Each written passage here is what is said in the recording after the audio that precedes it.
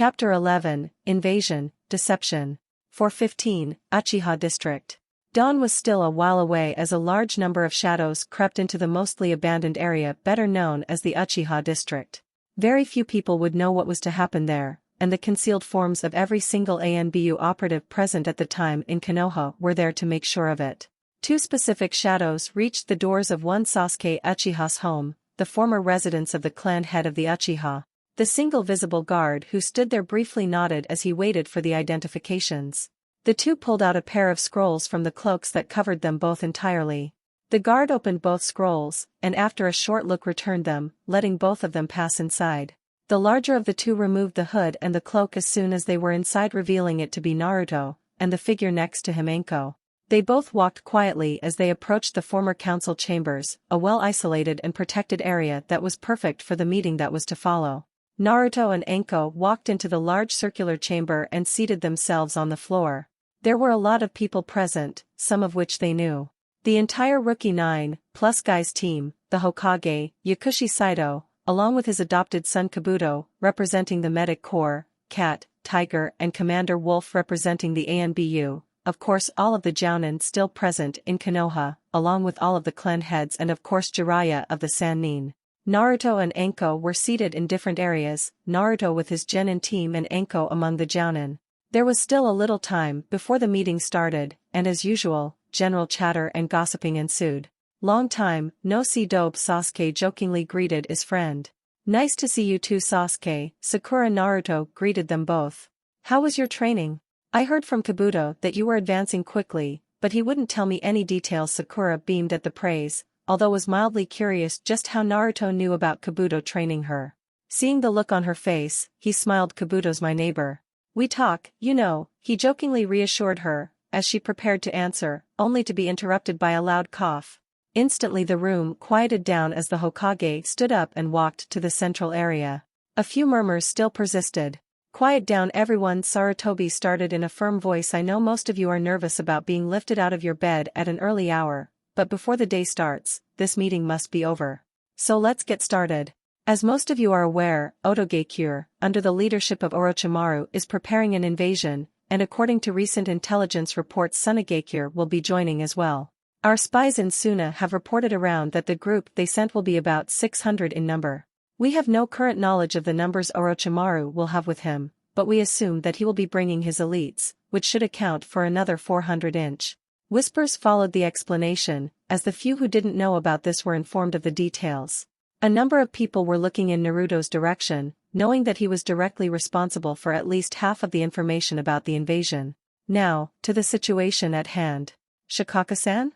Sarutobi politely called, as the elder Nara walked out into the middle of the area.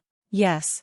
After thoroughly analyzing the situation, the most likely point of attack would actually be the very arena where the exams are being held, a combined assault from infiltrated units that will attempt to take out the stronger ninja that are present in the arena, while a combined force besieges the village from the outside. We also assume that, due to his hatred of this village and its leadership, Orochimaru will most likely be leading the infiltration group along with his bodyguards, the Sound Four. We are expecting that the other targets will include the hospital, academy. "Thank you," Sarutobi said while they one more exchanged places. "Each of you has received a sealed scroll with orders. You are to unseal them once this meeting is over. The scrolls will contain the position you are supposed to be at, your direct superior officer whose orders you are to follow, and his direct superior, should your leader end up Kia. All assassination squads are being given the profiles of their primary and secondary targets. Also, to all those interested, all the information we have on the enemy ninja has been gathered and compiled, and placed on that desk." He points to a rather large desk covered with small folders. "Those will be given out before this meeting is adjourned. Now that this part is over with, I would like to invite Naruto, Uzumaki and Jiraiya for a rather important demonstration." All of the members of the Rookie 9 along with quite a few older shinobi watched Naruto with no small surprise, as only a few of them knew that he was training with Jiraiya, let alone working on something with him. The pair walked down into the center of the large room carrying 2 sets of 4 scrolls each. Both were also smirking. "Naruto, would you do the honors?" Jiraiya quietly asked. "You sure, sensei?" Naruto asked back, while Jiraiya was mildly shocked at what Naruto called him. "Yeah. Consider it training," he jokingly added. Naruto turned and pulled out one of the scrolls. He was damn proud of this work, even if it was done in secrets, as it was his greatest work in Fuinjutsu so far. Unfurling the scroll, he pushed just enough chakra into it. Out of the scroll popped out a large metallic rod. Taking a deep breath, Naruto began his lecture. Those of you who have read the reports about the Sound Four have probably noticed that they are barrier experts, which can turn out into a severe issue should they use some of the advanced variants. As such, Hokage-sama has ordered the only two seal experts in Konoha, namely Jiraiya-sama and me, to try and come up with an effective countermeasure. These rods, Naruto lifted the silvery metal rod into the air to make it visible to everyone, are the results of a month's collaboration. Naruto paused there, waiting for the information to sink in. He noticed that a few people had questions. One of the younger Chunin, one he didn't know, raised his hand to ask a question. Yes? Uzumaki-san, would you explain a bit just why are those barriers so dangerous? He asked curiously. Naruto stood for a moment, considering how to reply. An example might work best, I suppose. One of the easier advanced barriers, the 4-point absorption barrier, creates a field that surrounds its makers and absorbs any jutsu sent at it to power itself. It also stops anything from passing through by forcing it out. In theory, the field can be overpowered, but I certainly doubt that we would have the time to do so. Such barriers are normally impenetrable without either prior preparation or a group of barrier experts to disable it. Now imagine this scenario, where this village is caught off guard, and the Hokage gets isolated fighting Orochimaru and the Kazekage while the Sound Four cordon off any access. As strong as Sandaime-sama is, he would be hard-pressed to win without serious injury or death. The explanation served its purpose, as a lot of sobered-up faces now followed him carefully, while a few others proudly watched. As for the purpose of these rods, they are the chakra equivalent of lightning rods, to put things simply. They will draw chakra from any barrier they are connected to and either store it in its chakra storage, or if that is full, will simply discharge it into the air. As all barriers are chakra constructs, draining the chakra their makers provide will disrupt and ultimately break down any barrier. With a short break for air, Naruto placed the other scrolls into his pockets as he held the rod in his hands. Contrary to what you may think, these are damn hard to make, and we managed to produce 4 sets of 4 pieces each. Why 4 per set? Simple, we are facing a group of 4, and should one not be sufficient to break down a barrier, the 4 of them will. Keep in mind that this is a weapon as well as a tool. By adapting a few arrays, it is now possible to discharge the gathered energy in the form of a concentrated bolt of lightning worthy of any normal lightning jutsu, aimed at any target. Naruto completed the explanation and felt once more the proud hand of his teacher on his shoulder. The smile that Jiraiya had on his face told everything he needed to know. He had done well. Among you, 4 teams will be selected to carry a set of the breakers each. They will be given to you sealed, only to be revealed should you encounter any barriers as their storage is empty. Second, a team will be assigned to work as my escort while we sweep any potential summoning circles and sabotage their general troops. Orochimaru has a contract with Manda, the snake boss, and I doubt he'd mind offering our people as sacrifice for his minions, which he could, thanks to the circles, summon en masse. Jiraiya explained, sending a shiver up many spines. Summons were something that could easily tip the scales in battle, and numerous ones were something to be concerned about. A few people raised their hands. While I appreciate you volunteering, kids, don't. I need 1 squad, and those already got the job. We need you at other areas. Jiraiya finished and the 2 of them left the podium, once more replaced by Sarutobi. Well, that's it for this briefing. Should more information come up, you will be informed. Dismissed. With those words, within moments nearly half of the people in the room simply vanished. The other half started walking out in small groups, the final one consisting of Sasuke, Anko, Naruto and Kakashi. As they walked out, Kakashi decided it was about time to confirm certain rumors. Naruto, a little birdie told me you and Anko are an item. Any truth to that? He asked innocently, while Sasuke momentarily lost control and simply gaped at them, truly surprised that Naruto of all people could get in a relationship. Naruto threw a foxy grin while putting his arm around Anko. Quite true, Kakashi-sensei. We've been an item as you put it for nearly a month, he explained in a content tone. Kakashi mock cried and gave Naruto a thumbs up. I am so proud of you, Naruto. Strange, that's exactly what Ero Sennin did. Wonder why? He jokingly asked no one in particular. Anko and Kakashi laughed while Sasuke looked at him strangely. Deciding it was time to chat up a bit with his friend, he kissed Anko goodbye and left with Sasuke to get a drink. The two soon found themselves in the infamous Nameless Shinobi Bar. One thing was certain about that place: if one didn't know what he was looking for, he would never find it. Also, the strange fact that non-shinobi and foreigners kept a safe distance from the place helped. The two of them got one of the booths in the back, a well-concealed place where one could easily talk without being overheard. After ordering some sake, they finally started talking. "Spill it. How did you and Anko get together?" Sasuke asked. For a moment Naruto thought that Ino was sitting in front of him, considering that she was the queen of gossips. "Curious, aren't we?" Naruto teased. "Fine. We met about around my last birthday during my self-imposed vacation to the forest outside the village. My birthdays aren't something I like to spend home. We talked, and after that we met a few times, messed around and stuff. It just kinda happened," Naruto explained. Sasuke chuckled at the end. "Just like in the movies, adobe?" Sasuke joked. Naruto smiled. He liked this new Sasuke that had appeared since they became ninja. He would never admit it out loud, but he held a great deal of respect for the raven-haired Uchiha. It took a strong will not to break after what he went through. Seeing your family die before you and having it repeated in front of your eyes for 72 hours was no joke. "Well, time for a well-placed barb anyway. At least I'm closer to rebuilding my clan than you team," he teasingly replied, to which Sasuke scowled, but he quickly composed himself. "Didn't know you had one, Naruto," he near whispered. "I'll tell you about it in a few days," Naruto replied, not really willing to talk about it now. It was still too dangerous. Sasuke, knowing just how stubborn Naruto could be, sighed and gave up on the subject. "How did your training with Kakashi go?" Naruto started, hoping to continue the conversation. "Harsh. Remember all that lazing around he used to do?" Naruto nodded. "Well, he's a slave driver when he wants to be. Though I did learn a lot during the past month." Naruto laughed. Kakashi was a former ANBU captain. He knew how to get the job done. "What about you? I heard rumors you were trained by Jiraiya of the Sannin, and then that stunt the two of you pulled today. What was that all about?" "Don't ask," Naruto said in an annoyed tone. "Apart from telling you the fact that he was helping me train, everything else is considered classified information. Aside from what you heard today." That is another sigh on a more entertaining thought. "Have you heard anything about the others?" "I only heard about Sakura being trained by Kabuto, and that's only because he's living in my building." Sasuke sat silently for a second, before taking his first sip of sake. "Not a bad taste. I see why the others like the stuff. I don't really know much myself. From what I heard, the teams have mostly worked apart, each team for themselves.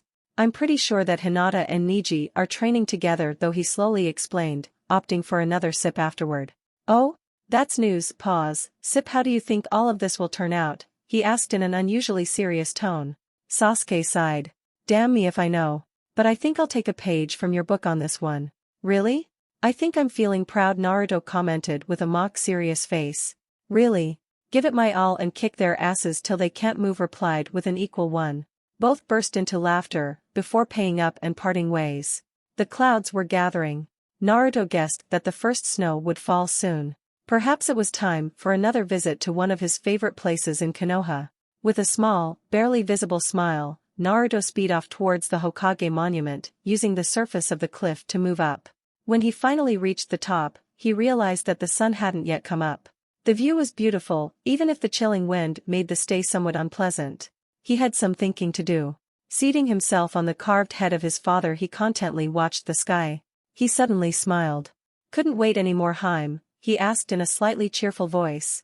A slight chuckle was heard behind him as he was suddenly tackled to the ground by a charging Anko. Naruto laughed as he hugged her. "I missed you all the time you were gone," he said, suddenly turning serious. "Would you believe me if I told you I couldn't stop thinking about you?" Anko asked him. After planting a kiss on her lips, Naruto silently nodded. "It's funny how things change, and in such a short time," she quietly started, still lying atop of him on the ground, hugging his body for all it was worth. "If someone told me a year ago I would fall in love like this, I would have laughed at them," she whispered.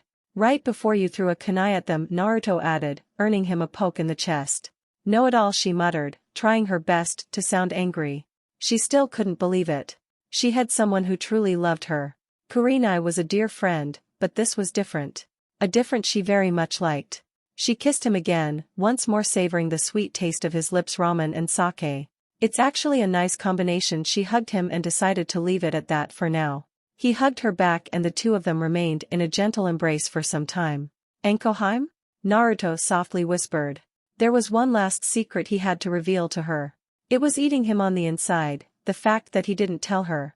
I have something to tell you, but I think I should say it at home. Anko looked at him suspiciously, wondering just what the blonde had in store, but nodded in agreement. Fine, but you're making breakfast, she threatened, eliciting another laugh from Naruto. He couldn't remember really laughing this much before he met her. The young couple silently moved back to the apartment, Naruto indeed opting to make breakfast for the two of them. He was slightly nervous, but still, it wasn't anything bad, so he doubted there would be problems. Spill it, Anko shortly said, slightly annoyed that their fun was interrupted. Naruto nodded and activated all of the security barriers the apartment had. A while ago, I discovered who my parents were. He shortly started. I think it was right after the preliminaries, when the old man called me in and told me everything. Anko quietly listened to his speech, wondering if her suspicions were correct. Turns out, my father was Minato Namikaze, the Yondaime Hokage, she finished. Naruto was startled. How? Did I know? I didn't, but it's not really that hard to tell. I mean, how many blue-eyed blondes are there in Konoha? Not to mention that if you added whiskers to his head on the monument he'd look just like you, she explained with a gentle smile. Naruto made another of his sheepish grins. It was obvious, except for the fact that people simply didn't want to look for it. My mother was Uzumaki Kushina, and it turns out Jiraiya is my godfather, which you probably didn't know. Also, we're moving into the estate as soon as the invasion is over. I'm making it public then. Until that happens, I'll just stay as Uzumaki Naruto. So, does that make me the next MS Namikaze? She jokingly asked, but her smile faded when she saw his serious face. Only if you want to, he quietly said, but I don't think we should rush things. Don't get me wrong, I love you, there's no doubt to that, I just think we should take this one step at a time. Anko got up and went over to the kitchen. You really are a spoilsport, you know, she commented in a mock sad voice. Yeah? He replied, waving her off. We really should get ready for tomorrow. And I made something special for you as well, he added with a devious smile, one that Anko had come to know and love, especially when it was aimed at someone who was an enemy. An hour later, Anko gleefully followed him to his desk where two scrolls were placed one next to the other. He picked up the one marked Anko and handed it to her. This is a set of additional equipment I prepared for you, Anko-chan. A set of 50 of my improved kunai, 10 improved exploding tags, 5 chakra restraint tags, 2 poison Senbon trap scrolls and finally a breaker. I wish I could make more, but I was somewhat short on time. All the while Anko was staring at him like he had grown an extra head. More? Is he crazy? This is better than the standard ANBU mission set. But it will be fun. Anko-heim? Are you okay? He asked in a slightly worried tone, before he noticed the thoroughly evil grin on her face. May Kami have mercy on her enemies, she certainly won't. She finally calmed down a few seconds later, remembering something. Naruto-kun, could you show me how to use that breaker? She asked. Naruto nodded and unsealed his own scroll, drawing out the metallic rod. Anko got her first chance to observe the device. The rod itself was made from black iron, and rather than a pipe, it was a full cylinder, about 4 feet in length.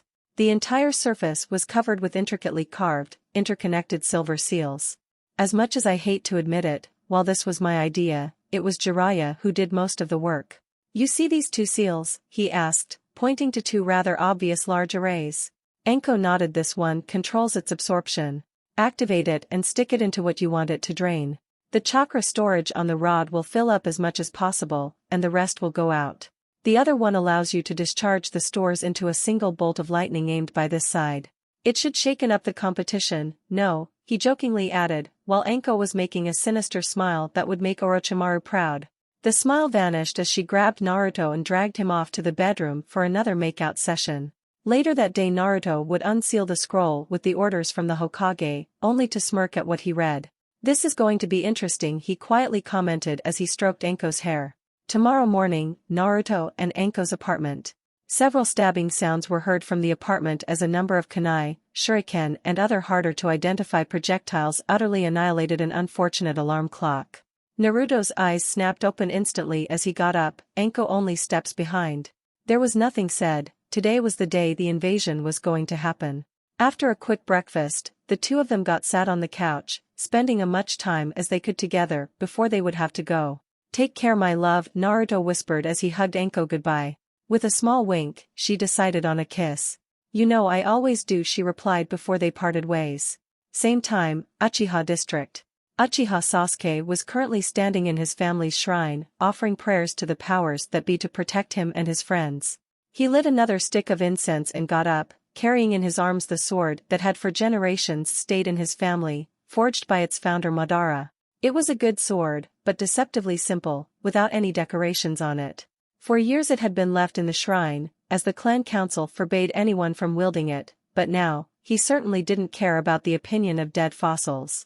A sword wasn't meant to stand as a decoration. "May this blade once more protect our homes," he prayed in whisper, before drawing the blade from its sheath. While hardly an expert at kenjutsu, he could recognize a good sword when he saw one, and this sword, known simply as the Flame Spirit, was a perfect blade. Its unblemished surface was a near-perfect gray, the blade itself was well-balanced, cutting through the air with no resistance. Strapping the unassuming blade to his side, he prepared himself for the finals, and the invasion that would follow. Walking over to his own bedroom, he gathered all of his equipment and finally unsealed the scroll with the orders. His eyes widened at the text within, and after rereading it several times, he burned it. "Oh, the irony," he sarcastically commented as he left his home. Haruno family home, Sakura's room. Sakura sighed for what was probably the 100th time this morning. Going through her mental checklist, she prepared everything she needed for the battle that would come soon. The skills and routines that Kabuto drilled into her head were something that she did instinctively now. She had changed her outfit. She wore black skin-tight shorts, with a red sleeveless shirt and knee-high ninja sandals. Putting on a pair of fingerless leather gloves, she finally deemed herself battle-ready. "I once more repeat that I stink at describing outfits. This is her outfit from Shippuden, since I have to admit that I prefer that one." The holster on her right leg contained a set of scrolls, holding everything from first aid kits to shuriken, kunai and senbon. "I still have an hour to go before the matches start. I wonder what Ino is doing," she thought out loud while pacing in her room. Hyuga compound, Niji's room. An eerie silence, broken only by sounds of breathing, permeated the room. Niji Hyuga had spent the better part of last night in deep meditation, considering his path in life. Like so many others, he had thought of one person in particular, Uzumaki Naruto. Originally, he had thought the blonde was an idiot, not even worth the time wasted to speak of him. Hinata had always thought highly of him, even when all others shunned him or laughed at him. Could she really have been right? Could his younger cousin's eyes truly have seen more than his? "Is my fate truly set in stone?" he asked himself as he watched the reflection of the caged bird seal on the impeccably polished surface of his hitayate, or can it change? Hotel room, eastern part of Konoha. Subaku no Gara, the Jinchuriki of Shikaku, was worried. For a person who never showed any concern for the rest of the universe and considered his purpose in life to prove his existence by ending the lives of others, it was a new feeling. Mother had been strangely quiet since yesterday, and his own siblings seemed to be oblivious to the change in the wind. He couldn't put his finger on it, but he was sure of one thing: regardless of the invasion, today his life would change. For the better or worse, that still remained to be seen. He considered who the most challenging opponents could be, and his mind focused on two, Uzumaki Naruto and Sasuke Uchiha. On the other side of the room, Temari was worried as well, but for different reasons. Unlike her younger brother, whom she both feared and was afraid for, she didn't have any ultimate defense, and the coming invasion today had her nervous. When she had first come, she had considered the Leaf Shinobi to be weak fools, but she quickly realized that she was wrong. The fact that they of all participating nations had the most genin in the finals spoke as much. Little did she know that her youngest brother was having similar worries. A third, for the lack of a better word, person, was also considering the events to come, wondering if she could somehow be freed. A sadistic and bloodthirsty smirk crossed her lips. The Hokage monument. "So, what do we do now?" echoed the voice. Two men, who had but a month ago sneaked into Konoha, had returned. Both of their bodies were covered by the same black cloaks and hoods, perfectly invisible. "We make sure that they can't interfere," the other replied, picking up his staff and standing up. "A storm is coming," he quietly noted, putting out his left hand. "Even the snow is beginning to fall." "Could you please avoid the poetic nonsense?" the first one asked. No appreciation for the arts, the other one sighed in defeat as they walked off. The arena, beginning of the finals, 9:45. The atmosphere at the arena was pleasant, much to the surprise of the members of the Rookie 12. The crowd was mostly chatting as they waited for the matches to begin. Sakura, Ino, Hinata, Kiba and Tenten, the only ones from the generation who failed in the preliminaries, were sitting in the stands, either gossiping or waiting for the matches to begin. Each and every one of them had their orders, and while they were all ready to execute them, they were also interested in who would win during the matches. Sakura had noticed the subtle and not so subtle changes on her friends. During the past month she had actually spent a lot of time socializing in the evenings after her training with Kabuto, and had gotten to know most of the rookies much better than she did in the academy. She was startled for a moment when she felt a hand on her shoulder. She turned around to find Kabuto-sensei. She almost shouted at the white-haired teen, "Glad to see you could make it."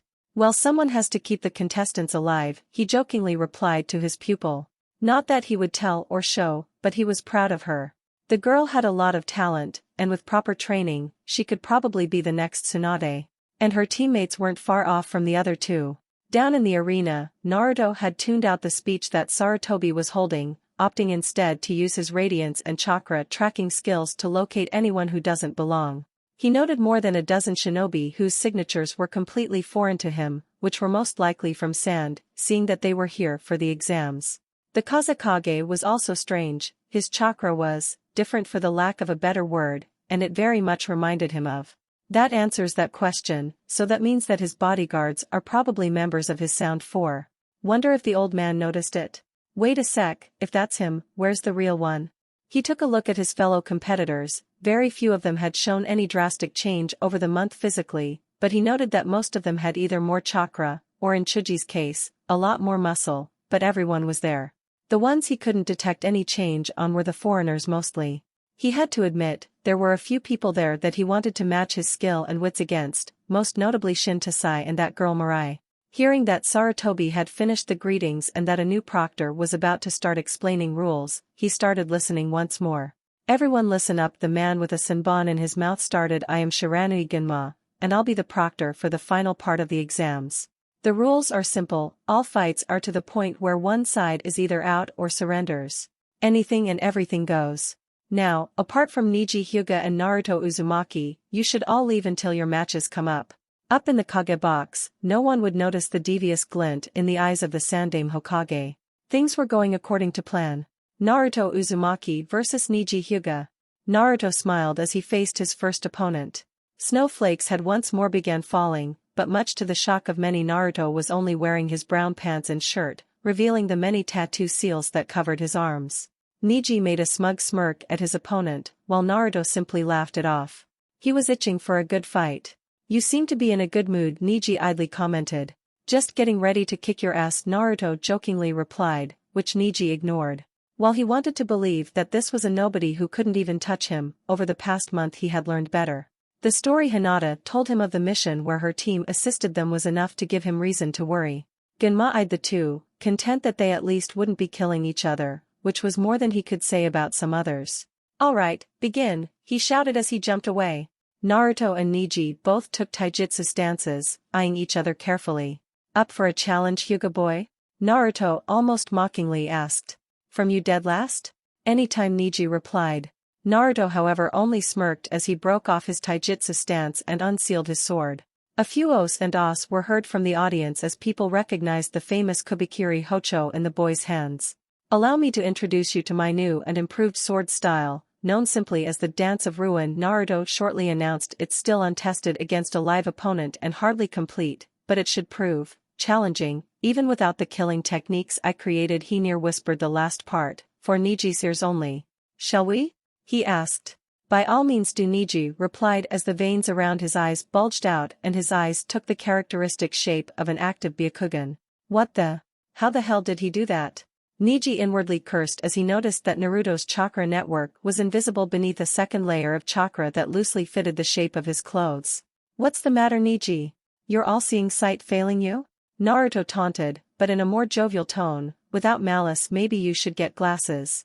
Now, Niji was getting pissed off. For all his intellect, Niji had a bit of a temper on him, and one of the few things that could piss him off was when someone had insulted his ability, or worse, his sight. "That's it, Niji, we need to give the folks a show, otherwise they'll suspect something," Naruto silently mused as he prepared for the assault. Seeing that Niji decided against charging, Naruto did it himself. Quickly summoning a pair of shadow clones, he stood quietly while the pair charged, blades ready to kill or maim. Naruto watched Niji's speed and reaction intently, as he easily dodged the two swords and destroyed the clones with a pair of well-placed juken blows. For a moment, Naruto winced at the memory of getting a blow like that. "I see, quite interesting," Naruto quietly commented. One of the things that he had learned during the past months was how to keep cool and calculating during combat. Jiraiya's help on the subject was of great aid. Niji's reaction speed was just a bit lower than his own, which was damn impressive and also meant that the chances that he would catch him off guard were low at best. And a single blow to a wrong place could mean the end of the fight for him. It was time for him to enter the fight. With a bit of chakra he formed the shell around the sword. His constant training had given him enough strength to effortlessly hold the sword in one hand as he charged. Much to Niji's dismay, the style was deadly. The quick fluid motions as Naruto kept leaping around, waving the blade at great speeds, fast enough that he had problems parrying the blows, and even adding kicks and punches to the combination. He knew that there was no way he could outlast him, only two others even stood a chance of doing so. And guess who? Laughing face, he would have to either outsmart him, which wouldn't be easy, or outmaneuver him, which would be equally hard since he didn't have enough time to perform his katen and send him away. He had to admit it, Naruto was damn good with his sword. Mirai watched the match with growing curiosity. She had heard rumors that a certain Nin from Leaf had acquired the sword of Zabuza Momochi, and she had found out that not only were the rumors true, but its new wielder was more than just skilled. But what seriously surprised her were the moves he used. The style was oddly familiar to her, but she couldn't help but feel that something was missing. I wonder why Mizuki-sama gave that order? Next to her, Shin Tasai was enjoying the match. Naruto Uzumaki had proven to be a genuine surprise, and quite a contrast to the records their spies managed to acquire. He was beginning to wonder if said files were intentionally faked to keep his skill hidden. The boss lady gave her orders, and it looks like this time, it will be fun to follow them. Their third member, Nakai Kitsujin, enjoyed watching a fellow swordsman, even though he was originally insulted that someone would claim the Kubikiri Hocho. Naruto had so far proven himself to be a worthy warrior. Niji persevered, waiting for an opening to strike back at his opponent, and it finally paid off. 5 minutes into the charge, he slipped a single strike to a nerve cluster in Naruto's right arm, completely disabling it below the elbow. Using the opening he created, he instantly disabled the other arm at the same place. The sword dropped with a heavy sound, raising a cloud of dust even as the snow began covering the ground. Naruto jumped back, dodging blows as he moved. "Ready to surrender, Uzumaki?" Niji asked with a smug look on his face, certain that his enemy was done for. What could he possibly do without his arms? He was about to find out. "You know, I really didn't want to use this yet, but then again, you're a good opponent," he replied with a wide smile. And closed his eyes. Niji instantly tensed up, he still remembered that Naruto had no problems fighting blind. Suddenly, the people in the crowd saw him jump, only for the place he was standing at to explode while Naruto was only holding his arms at his sides, still disabled from the blows. "Not bad, Niji, but how long can you keep it up?" Naruto asked in a monotone voice, revealing the level of concentration he was holding at the moment. "Chakra art," he silently mused. "I wonder how much time will it take him to figure out what's going on." Niji was shocked and frightened for the first time in years. It took his all just to keep up with the explosions, and his only warning was a short buildup of chakra before it flared. Up in the crowds, a certain Cyclops watched in shock. It was a jutsu his sensei had created, however not even he was this fast with it. And next to him a slightly worried guy was watching his pupil getting manhandled. Naruto kept his focus on the seal arrays he was making beneath Niji's feet, making sure he gave him just enough time to dodge without getting badly hurt.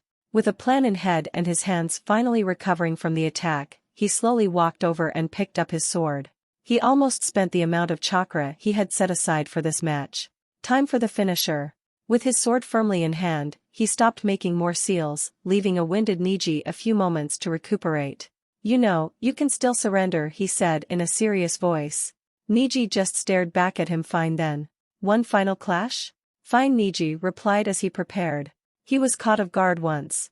There would not be a second time. He too had a few tricks up his sleeve. He hadn't tried it yet, but he was ready. As Naruto moved forward to land a blow, he heard Niji speaking in a serious voice. "You are within my field of divination." The words echoed as Naruto's world slowed down. 8 trigrams. The voice continued. 64 palms. All of Naruto's instincts screamed for him to pull back, to get away as soon as possible, but he silenced them. As the first strike came in, so did the blade of his sword, the flat side heading straight for Niji's head. He painfully realized that most of the blows would land. 2 palms. 4 palms. Niji shouted as the speed drastically increased. 8 palms. 16 palms. 32 palms. 64 palms. The final blow landed, completely sealing off Naruto's chakra pathways, but the sword also reached its victim, dealing a strong blow to Niji's head, one that brought him to the floor, unconscious. Naruto himself wasn't much better, as he also fell to the ground, barely having the strength to move. Not the wisest decision he made. Using his sword as a crutch, he slowly, but surely lifted himself from the ground and looked at the proctor while shambling off to help Niji out. Winner Uzumaki Naruto. Naruto was shocked to hear the crowd cheering for him. Him of all people. With a wide smile he turned to face them all. Acceptance, the thing he craved his entire life. Few noticed just how strong his hand gripped the hilt of his sword.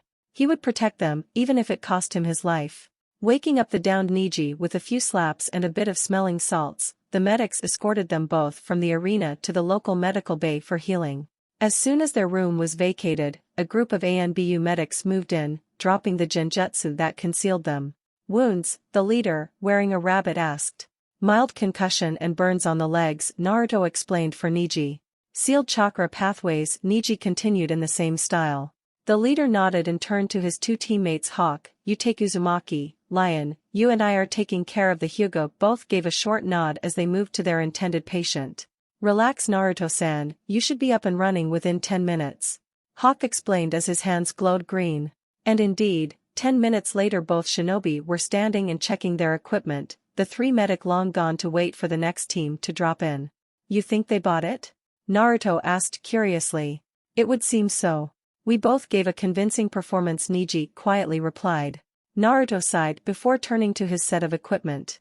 Did you pack everything, Niji? Naruto asked in a professional voice. Any grudges or other such matters were left behind at that moment. Hi. Although I could use some more soldier pills, he quietly noted, to which Naruto nodded and unsealed a small bag which he passed over. 10 pills, standard issue. Should be enough for your squad, he shortly explained. It should. Is your chakra network back to normal? Niji politely inquired. Yes, he stopped for a moment to unseal his red coat. I think we're ready, Niji shortly commented, as both their features softened. Hi, let's go watch the rest of the matches. Both of them quickly hid all of their additional equipment in scroll which were carefully concealed beneath their clothing before leaving for the stands. Once they got there, they split up, each going for his own team. Naruto noticed Sasuke going down for the arena. Hey, wasn't the second match supposed to be between Shino and that Kankuro guy? Sasuke nodded. Kankuro forfeited. Oh, joy, so much for disabling one of them. Wait, that means you're up, and against Gaara, right? Yeah. I have a bad feeling about this, Sasuke finally replied after standing quiet for a few moments. No kidding. Look, I don't know if they told you, but the guy's a Jinchuriki like me. He's dangerous, so play it safe, okay? And don't get yourself killed. If you can't beat him, just bail. I have something special in mind for him.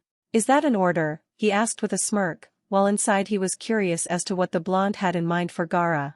Yes, that's an order, Naruto replied before patting the teen on the shoulder. Kick as he added before leaving for the stands.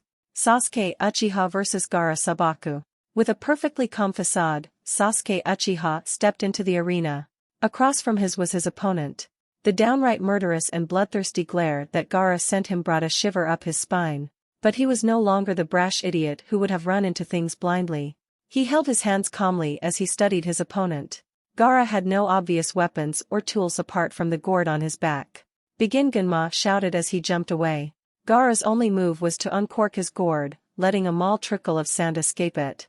The records mentioned his ability to manipulate sand. I'm not using the Sharingan yet, not until I can see his moves a bit, he silently planned. Moving through a few hand seals at great speed, he brought his right hand to his lips while his left charged a set of 5 kunai. Without intoning it, he spat 10 small fireballs, 5 of which had concealed shuriken. As soon as the fireballs reached Gaara, a shield of sand formed in front of him, stopping the 5 shuriken along with the fireballs. Pathetic, Gaara said in a low tone as a barrage of over a dozen shuriken made from sand separated themselves from the shield and went straight for Sasuke. With a quiet curse, Sasuke dodged the projectiles. He was glad though. He was the only one without orders to hold back as he had the toughest and craziest foe to face. He turned for a moment to notice that the sand shuriken had actually made holes in the walls behind him. Note to self, do not get hit by the shuriken. Seeing that normal projectiles wouldn't work, the young Uchiha set his other plan into motion. If you can't cut it or stab it, you blow it up. Not giving the red-haired boy the chance to set up an attack, Sasuke pulled out 8 kunai, each set with an exploding tag, and threw them one by one at him. This time though, instead of standing still and taking the attacks, Gaara moved to dodge the projectiles even as 3 of them embedded themselves into his shield of sand and blew pieces of it apart. However, having the front covered by the shield, he failed to notice a charging Uchiha, Sharingan blazing and a katana in his hands crackling with electricity. Gaara tried to slam a large arm of sand into him, but failed due to Sasuke dodging it and slicing at him, aiming at his torso. The blow landed, but there was no blood, only a mildly shocked Jinchuriki. Sasuke was startled for a moment as the surface of Gaara's skin began to crack and fall off, revealing unharmed skin beneath. Gaara began to laugh. Sasuke actually cringed from the sound. The laughter was sick, twisted and very much like the homicidal smile on his face. Finally, he shouted as a shell of sand began to form around him. Someone worthy to prove my existence. Mother will enjoy your blood, Uchiha. As he finished his speech, the sphere of sand completely surrounded him as large tail-like appendage extended and tried to swat Sasuke away. Something's wrong here, why would he barricade himself up like that? Sasuke thought as he prepared to attack him once more. Normal attacks wouldn't be enough this time. Moving back to and up the wall to get as much space as he could, he prepared for what was the pinnacle of his arsenal. Going through the few hand seals that the jutsu used, he put his right hand down while holding it at the wrist with his left, he himself standing in a half-crouch. Many in the crowd watched in amazement at the crackling ball of lightning that formed in Sasuke's hand. Chidori, Sasuke softly intoned as he charged down the wall, pumping chakra into his legs as his Sharingan kept his vision clear. Numerous sand spikes appeared on the surface of the sand sphere, and were suddenly launched towards him. Sasuke twisted and jumped to dodge every incoming projectile, all the time keeping the speed at the high levels the jutsu needed to work. Inside his safe shell, Gaara chuckled. The sand would crush the boy like all others who tried to defeat him before it. Suddenly his safe little world was crushed by a hand encased in lightning. And he felt it, the warm red liquid surged from his shoulder and flowed out. His right hand moved on instinct, touching the shoulder, while his mind was still in shock. Blood, he asked himself. My blood, he shouted. Arrgghh, he screamed. Oh, and the outside, Sasuke smirked at the fact that his Chidori was not only successful at breaking the sand shield but had managed to wound his enemy. That is, until he noticed the sphere once more extend spike, nearly impaling him. And finally, he felt something grasp for his hand. Worried, he pulls it out and jumps back only to dodge a massive, clawed and tattooed hand made of sand. What the hell now, he asked himself, not yet knowing just what the hell that was. Up in the stands several figures blanched at the sight. Damn it, what are you doing, little brother? Kankuro thought, his emotions a mixture of anger and fear. Next to him his sister was clutching her battle fan nervously, and their sensei, Baki, inwardly cursed. Up in the Kage box, a certain person smiled under his veil. While he wasn't in a hurry, he certainly didn't mind if things started a bit earlier than planned. Outside of Konoha, a large number of ninja were waiting, some around large inscribed seals, others simply hidden in the thick forest around the village, all at a safe distance, waiting for their signal to attack. They completely failed to notice a certain white-haired man and his small group that had been messing with something. Naruto was nervously watching the fight Sasuke was in. Gaara turned out to be a lot more dangerous than predicted. No wonder Orochimaru hoped to use him as a centerpiece for his assault. His thoughts were interrupted as he felt a wave of chakra cover the stadium, the makings of a strong genjutsu, trying to lull him to sleep. Not being one for such things, he quickly stabbed himself in the palm, the sting of pain instantly waking him up. In front of him, mixed with the light snow, were feathers. Atop his command post, Wolf the ANBU commander in charge of all units in Konoha sighed at the scene in the arena beneath him. Putting his hand on the small earpiece on his left ear he uttered a single, meaningful sentence. To all on the frequency, clearance code S5427, engage according to operation parameters. Chapter 12, The Invasion, Checkmate. To all on the frequency, clearance code S5427, engage according to operation parameters. The voice clearly commanded through the near-invisible headpiece on many ears. Within moments, the battle for Konoha had started. In his base on the roof of the Hokage Tower, Commander Wolf, a veteran of both the Second and the Third Shinobi War, was putting the plan into action. Apart from him, his advisors, Shikaku Nara and Hayashi Hyuga, along with over 24 aides, were going through the constantly incoming information delivered mostly by runners. The impromptu command post was covered by a ramshackle construction that mostly kept the wind and snow away, carefully watched and guarded by a dedicated group of ANBU veterans. "Commander, we just received a report from the south," Hayashi stated, eyes never leaving the paper he had just taken from one of the runners. "Yes?" Wolf asked in a flat tone. "Groups 5 and 6 have engaged the enemy. 10 casualties on our side, and over 100 on theirs. The unit under command of Asuma Sarutobi has taken out the officers in command of their southern group and are currently cleaning up." "Good. Shikaku, what's the status of our assassination squads?" 2 and 15 are too badly wounded to continue. We have 6 squads closing in on Asuma's position, preparing to intercept enemy reinforcements, Shikaku added. "Sir, next communication window in 5, 4, 3, 2, 1, clear." The comm station instantly came to life as a multitude of voices began giving out their reports to the overworked aides. "Command post, this is Group 2 under Hitaki reporting in. The stadium is getting overrun. Squads 1 through 6 are holding them off, and the barrier breakers have disabled 2 of the Sound 4, while the other 2, Kadamura Kogetsu and Tayuya, last name unknown, have broken off and joined enemy forces, presumably at north and east. The Hokage is currently engaging Orochimaru, while Squad 1 is engaging the Jinchuriki. All others are holding off the incoming enemy reinforcements. Requesting backup and a medical team as soon as possible. Over and out. Hitaki, this is Commander Wolf.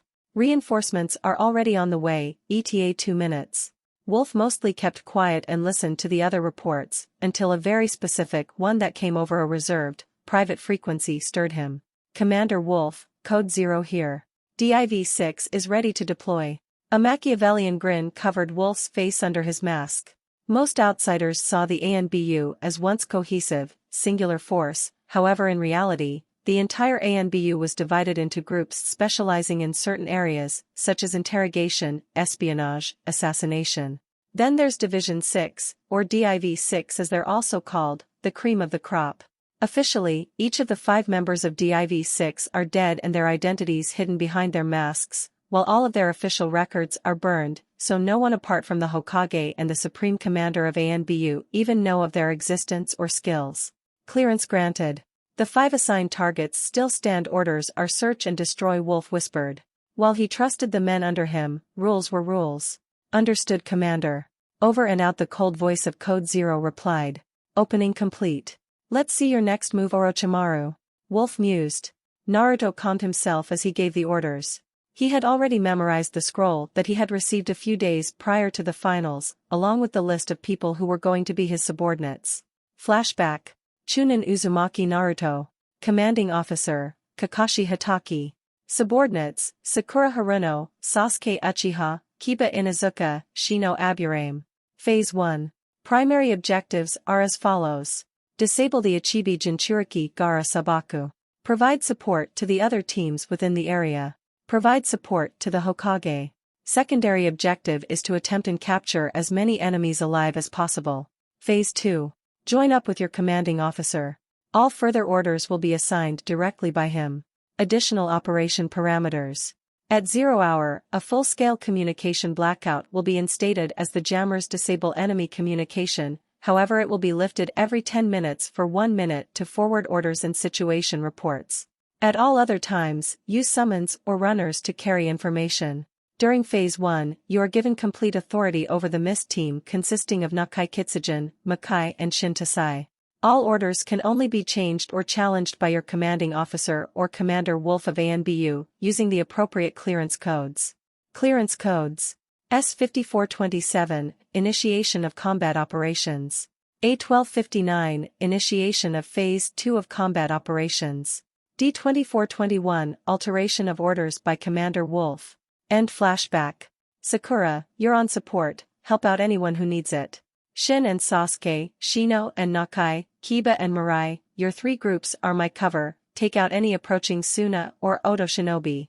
Move, he quickly ordered as he prepared himself to execute his own move. Shin wasn't a person who gladly followed orders unless it was a person he respected. Naruto Uzumaki, even though he didn't know him, earned his respect for his skill and sheer gut. He and Sasuke were teamed up, and he had to admit, they worked quite well together. While the Uchiha relied on his family blade to effortlessly slash through his enemies, he turned to his taijutsu, all the while channeling lightning chakra into his body, stunning and or killing anyone he hit. You're falling behind Uchiha, Shin said in a taunting tone, but without any malice as he crushed the windpipe of an enemy. He wasn't without wound either, although like many of the Leaf Shinobi, his were only superficial, mere scratches compared to the corpses he left behind. As far as my eyes can see, you're the one with 5 less kills, Sasuke retorted before asking, notice anything strange? Yeah. Genin, Chunin at best, he offhandedly commented the strength of his opponents. So where are the heavy hitters? Sasuke wondered as he stabbed and sound Nin through the heart, all the while dodging a pair of kunai aimed for the back of his head. 15, he shouted. Damn! On one side of them, Kiba, Akamaru and Mirai were fighting their own battle against 4 sound ninja. Much to Naruto's original surprise, none of his subordinates raised any issue to his orders, nor did they have problems working with foreign ninja. I suppose I will no longer be needing this, Mirai idly commented, her arms hidden beneath her robe. What the hell are you talking about, woman? We're in the middle of a fight here. Kiba angrily commented as he dodged another blow from 2 of his enemies. A short slashing sound was heard as the robe Mirai wore was cut to pieces and her straw hat was thrown off.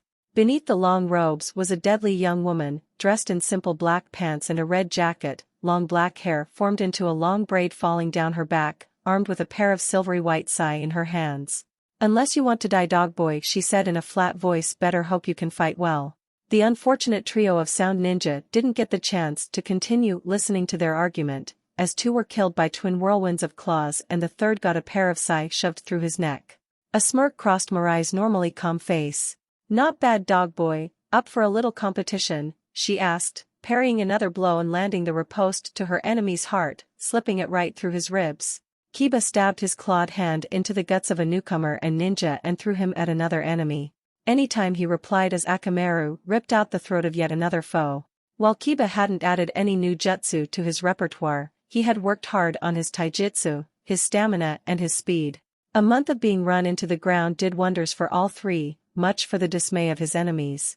And evasion practice, as Kurenai-sensei so lovingly called it, had him dodging a lot of kunai while walking on water or climbing trees. Suffice to say, he had very little problem facing the enemies.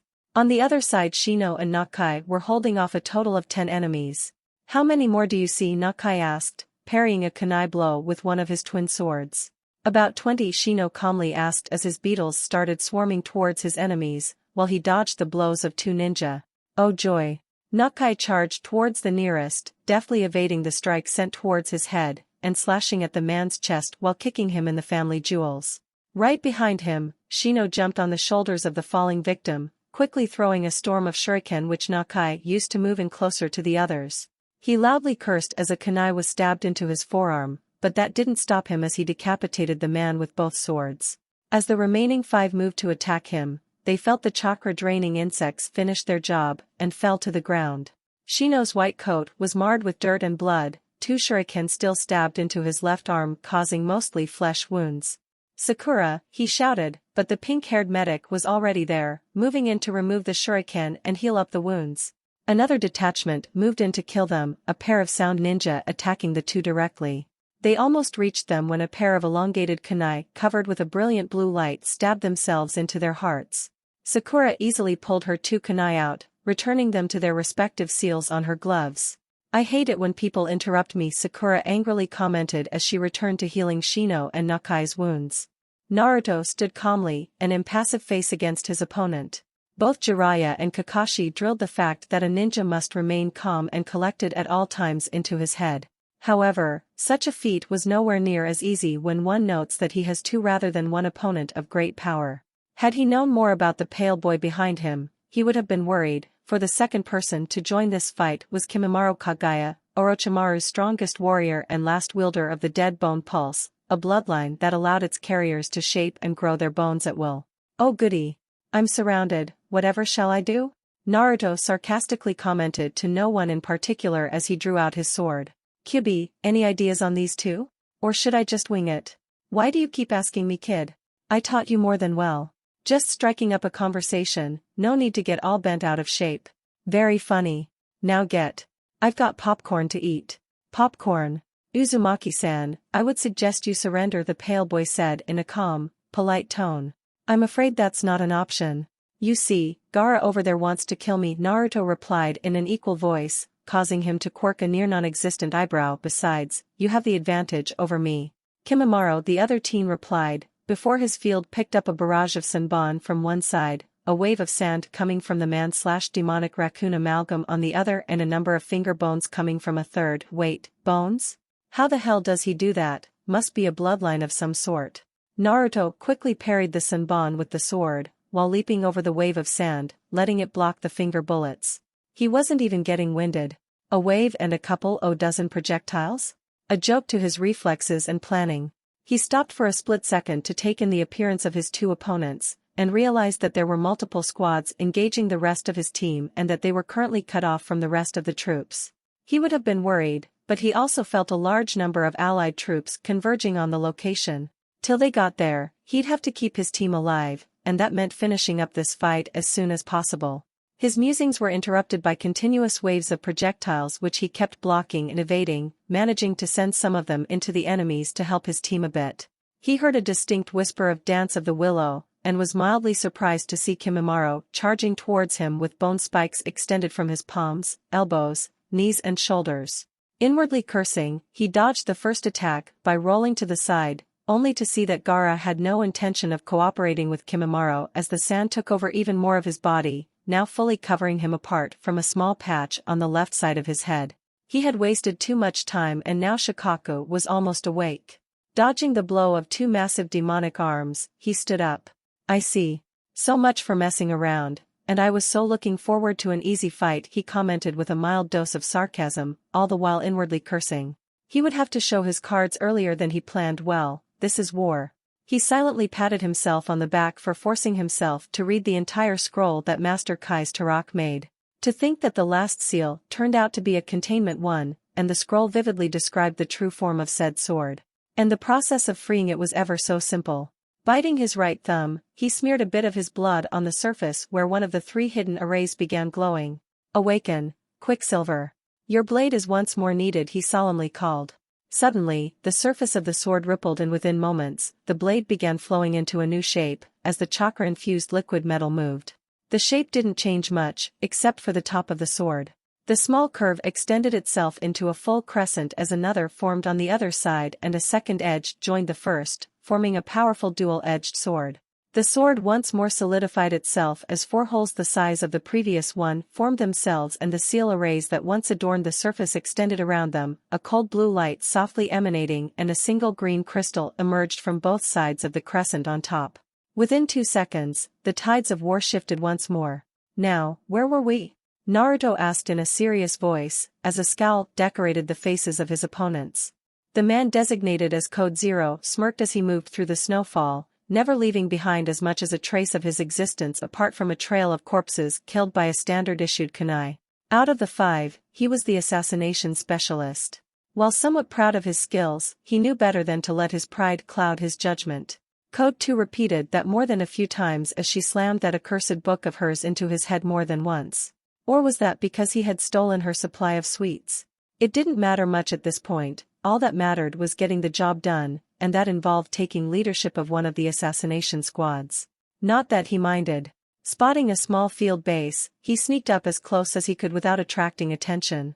Drawing out a set of linked explosive tags, he skillfully hid them, making sure that no one would know about them before it was too late, and moved away. Seconds later, a loud explosion rocked the southern sector of Konoha. Asuma tiredly grunted as both he and his team finally completed the arduous task of escorting the last of the civilians out of the village and into the safety of the shelters under the Hokage monument. Now, all he had to contend with were 100 enemy ninja. Sensei, just how did we get fooled into taking this troublesome job? Shikamaru asked in an irritated voice, while his teammate Ino grunted in agreement. Don't ask Shikamaru, Asuma tiredly commented as he spotted a figure he recognized from the reports. Things just got a hell of a lot worse, he quietly added as he recognized the face of Kidomaru Kogetsu. He probably would have commented more, but he was forced to dodge a large earthen projectile aimed at him. Chuji, you and Ino go for the others. Shikamaru, you're with me. Miko, Fasaka and Shota, go along with Chuji and Ino. Asuma quickly ordered as the team split up, leaving Asuma and Shikamaru to face the leader of the enemy group. While additional help would have been useful, people he didn't know how to work well with would have been more of a hindrance than an aid. The four-armed Kidomaru was studying them curiously even as he was making a spear out of the chakra-infused webbing he secreted. There was something disturbing about the way he studied them, like a predator studying its prey. He stopped his study only to throw the spear at them. Asuma shifted his head a bit to avoid the projectile. Subtle, are we? Asuma commented, while taking a drag from his cigar. Both he and Shikamaru were also studying him. Any suggestions, Shika? He quietly asked the resident tactical genius. We call for reinforcements? The files were vague, and this guy is easily a jounin if not more. Not an option, I'm afraid. Fine. He stopped for a moment, putting together everything he knew of Kidomaru. Strike him from the left, and keep him busy for a few seconds. I have a new jutsu to try, he quickly explained. Of all the people to take part in the defense, very few would actually say that they enjoyed their job. One of the said few was Anko, currently in command of a full assassination squad, who didn't have any work on this scale since the last war. She was near giddy with excitement as the group broke up to take down one of the small command and communication posts, aiming to take out their chain of command and to leave the rank and file without any orders from above. The job was challenging to say the least. No intel on the victims, no intel on the target area. Basically seek and destroy without getting caught or dying. Using her own portable equipment, she tracked down one of the small relay stations the invaders were using to broadcast orders. Masking her chakra, she carefully sneaked up on a small alley where a group of 3 were huddled around a portable comm station while another 2 guarded them. Noticing the other members of her group on the surrounding buildings, she silently gave her orders through a series of hand signs. Others complied and moved into position as they prepared their respective moves. Anko grinned wildly at the thought of explosives she packed. Drawing out a pair of the improved tags that Naruto had prepared for her, and picking up a kunai and wrapping both around the handle. Waiting for the right moment, she raised her hand to give the signal as her left one held the kunai ready to throw. When the 2 guards faced each other, she quickly dropped her right one as the kunai took flight straight into the comm unit, quickly followed by a wave of projectiles from multiple directions, along with several cries of fire release, grand fireball. The team of 5 was caught completely off guard and instantly obliterated. Wolf, this is AS-1. Southern Comm Center is out. Over and out, she quickly spoke, using the last moments of the clearing before the blackout was reinstated. Each and every move must flow along with the blade. Let the swords flow, guide your own. Naruto inwardly repeated the mantra to himself as he began his attack. Naruto was no longer holding back even a bit, mixing every single skill he knew into the complete and utterly deadly dance of ruin as he called it. 8 clones and him, the number being a tribute to one of his teachers, continuously applied pressure on the 2 nines, leaving no room for counterattacks as the exploding seals appeared every second or so, leaving their legs wounded. Kimimaro frowned, as his opponent was far more powerful than he was led to believe. While the 9 copies of Naruto were stopping both of them, neither could even mount a defense, forced to dodge each attack. Kimimaro was hit harder though, as the sword easily flowed through his every defense. Naruto watched with interest as the curse seal on his chest flared up and started transforming Kimimaro. However, Naruto wasn't going to just sit around. In reaction, the real Naruto replied with his own transformation. Radiance, compression, he spoke in a quiet voice as the shell of chakra quickly compressed around him, and a bright blue light began emanating as the chakra condensed. The shell grew ever smaller until it completely surrounded Naruto, drastically changing his appearance. His entire body was surrounded by a shell of blue chakra easily mimicking his limbs and clothes while 9 ghostly blue tails whipped around wildly. Naruto's eyes changed as well, as the cerulean blue of his iris expanded over the entire eye, leaving a perfectly electric blue eye. Forgive me for what I am about to do, Naruto spoke in a cold voice. Dance of ruin, he whispered as one by one the clones rapidly vanished from sight. Kimimaro was shocked by the event. At one moment, he was holding off 5 of the Naruto clones, while the remaining 4 were engaging Gaara. Now, all of those 9 stood in a circle around him with their blades held above him, while one locked his eyes with his. It was no longer the look of a rookie ninja, no, the deep swirling, completely blue eyes were now cold and menacing, promising pain beyond belief to all those who stood against them. He felt helpless, like a body in the ocean during a vicious storm. He was at his mercy. Judgment, the emotionless voice, spoke once more as the 9 blades glowed a blinding blue before they slammed at him.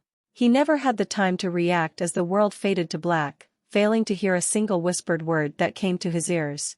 Many turned in shock to the event that had taken place as Naruto near effortlessly executed one Kimimaro Kagaya.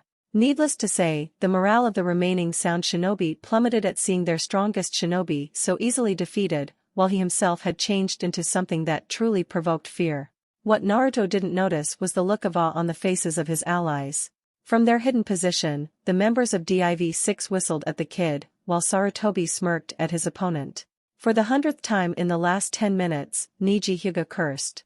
If he didn't know better, he would have stared thinking that he was developing a language. Regardless of his linguistic problems, he now had bigger fish to fry, namely Tayuya of the Sound 4. To his advantage, she was using genjutsu. To his disadvantage, the genjutsu were based on sound, so his Byakugan was useless against them. And the 3 disfigured giants weren't helping.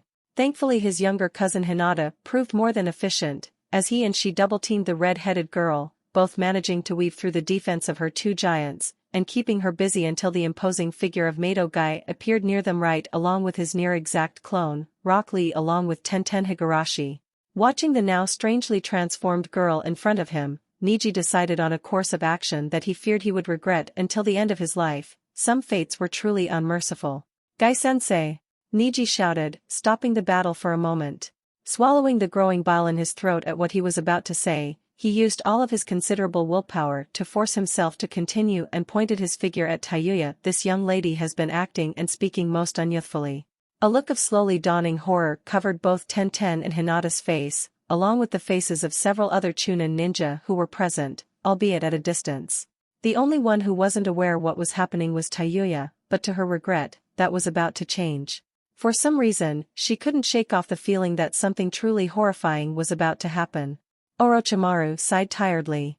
Contrary to the opinion of many, Orochimaru wasn't nearly as evil and twisted as those who stood against him believed. He was harsh and ruthless at times, when consumed by his desire and hunger for even more knowledge, which was his only true weakness. He had a goal in life, to gather as much knowledge as humanly, or inhumanly in his case, possible, even going as far as to learn a way to extend his life by using the bodies of his enemies, the scary bit being that he wasn't truly afraid of dying, rather, he was afraid of failing. While not physically strong like Jiraiya and Tsunade, Orochimaru knew an impressive arsenal of jutsu of all types and elements, along with a knowledge of seals that almost matched the Yondaime. However, even his keen analytical mind couldn't find a good exit out of the situation he found himself in. For the first time in years, he was outsmarted. So, Jiraiya figured out that I would attack, and the loss of all of my agents in and around Konoha left me blind to their plans. Clever sensei, very clever. Orochimaru's pale face scowled once more as his plan went even further off. Until now, he had to contend with Hiruzen Sarutobi and Kakashi Hatake, while his bodyguards sealed off the area with a barrier. Now, a team of ANBU using strange rods was destroying the barriers, and Sakon, Yukon and Jirobo had already fallen to the chakra loss caused by the rods. Did Jiraiya make these? No, he wouldn't have used a physical medium. Sensei doesn't work with seals that much, so that means that Konoha has another seal master, and I'd bet anything it's Uzumaki. Just how much of a bother can a single person be? The reality of the situation he found himself in had finally caught up. He was likely going to die, as he had miscalculated. He had expected on the element of surprise to give him the much-needed advantage, along with the summoning arrays to produce a number of massive snakes and the Ichibi Jinchuriki to wreak havoc. By what he was seeing, nearly half of his 1,000-strong army was now dead or disabled, and most of the officers were either dead or captured. Even if he defeated the Hokage, he knew Hiruzen wasn't called the Professor and God of the Shinobi for nothing. The old man probably had plans already laid in place should he die here. In other words, he was outmaneuvered and outsmarted. The invasion was a failure, and now was the time to cut his losses and get away while he still could, provided he figured out a way out. The 2 squads of reinforcements were nearby, all of his Sound 4 were either captured or missing, presumably leading the troops, and Kimimaro was engaging Naruto Uzumaki and Gaara, who seemed to enjoy the idea of shedding even more blood. He had lost all of his troops, that much was certain. It was time to make a hasty retreat. It appears you're not as old as you portray yourself to be, Sarutobi-sensei, he spoke in a cold voice as a scowl marred his features. I'm still young enough to outsmart you, Orochimaru, the older man replied in a somewhat sad voice. After some 15 minutes of fighting they were at an impasse. Orochimaru's failure to execute the impure world resurrection jutsu, the one thing that would have given him a visible edge over the old man and Kakashi. However, it wasn't meant to be, as the 3 coffins were utterly obliterated before they even got a chance to rise from the ground.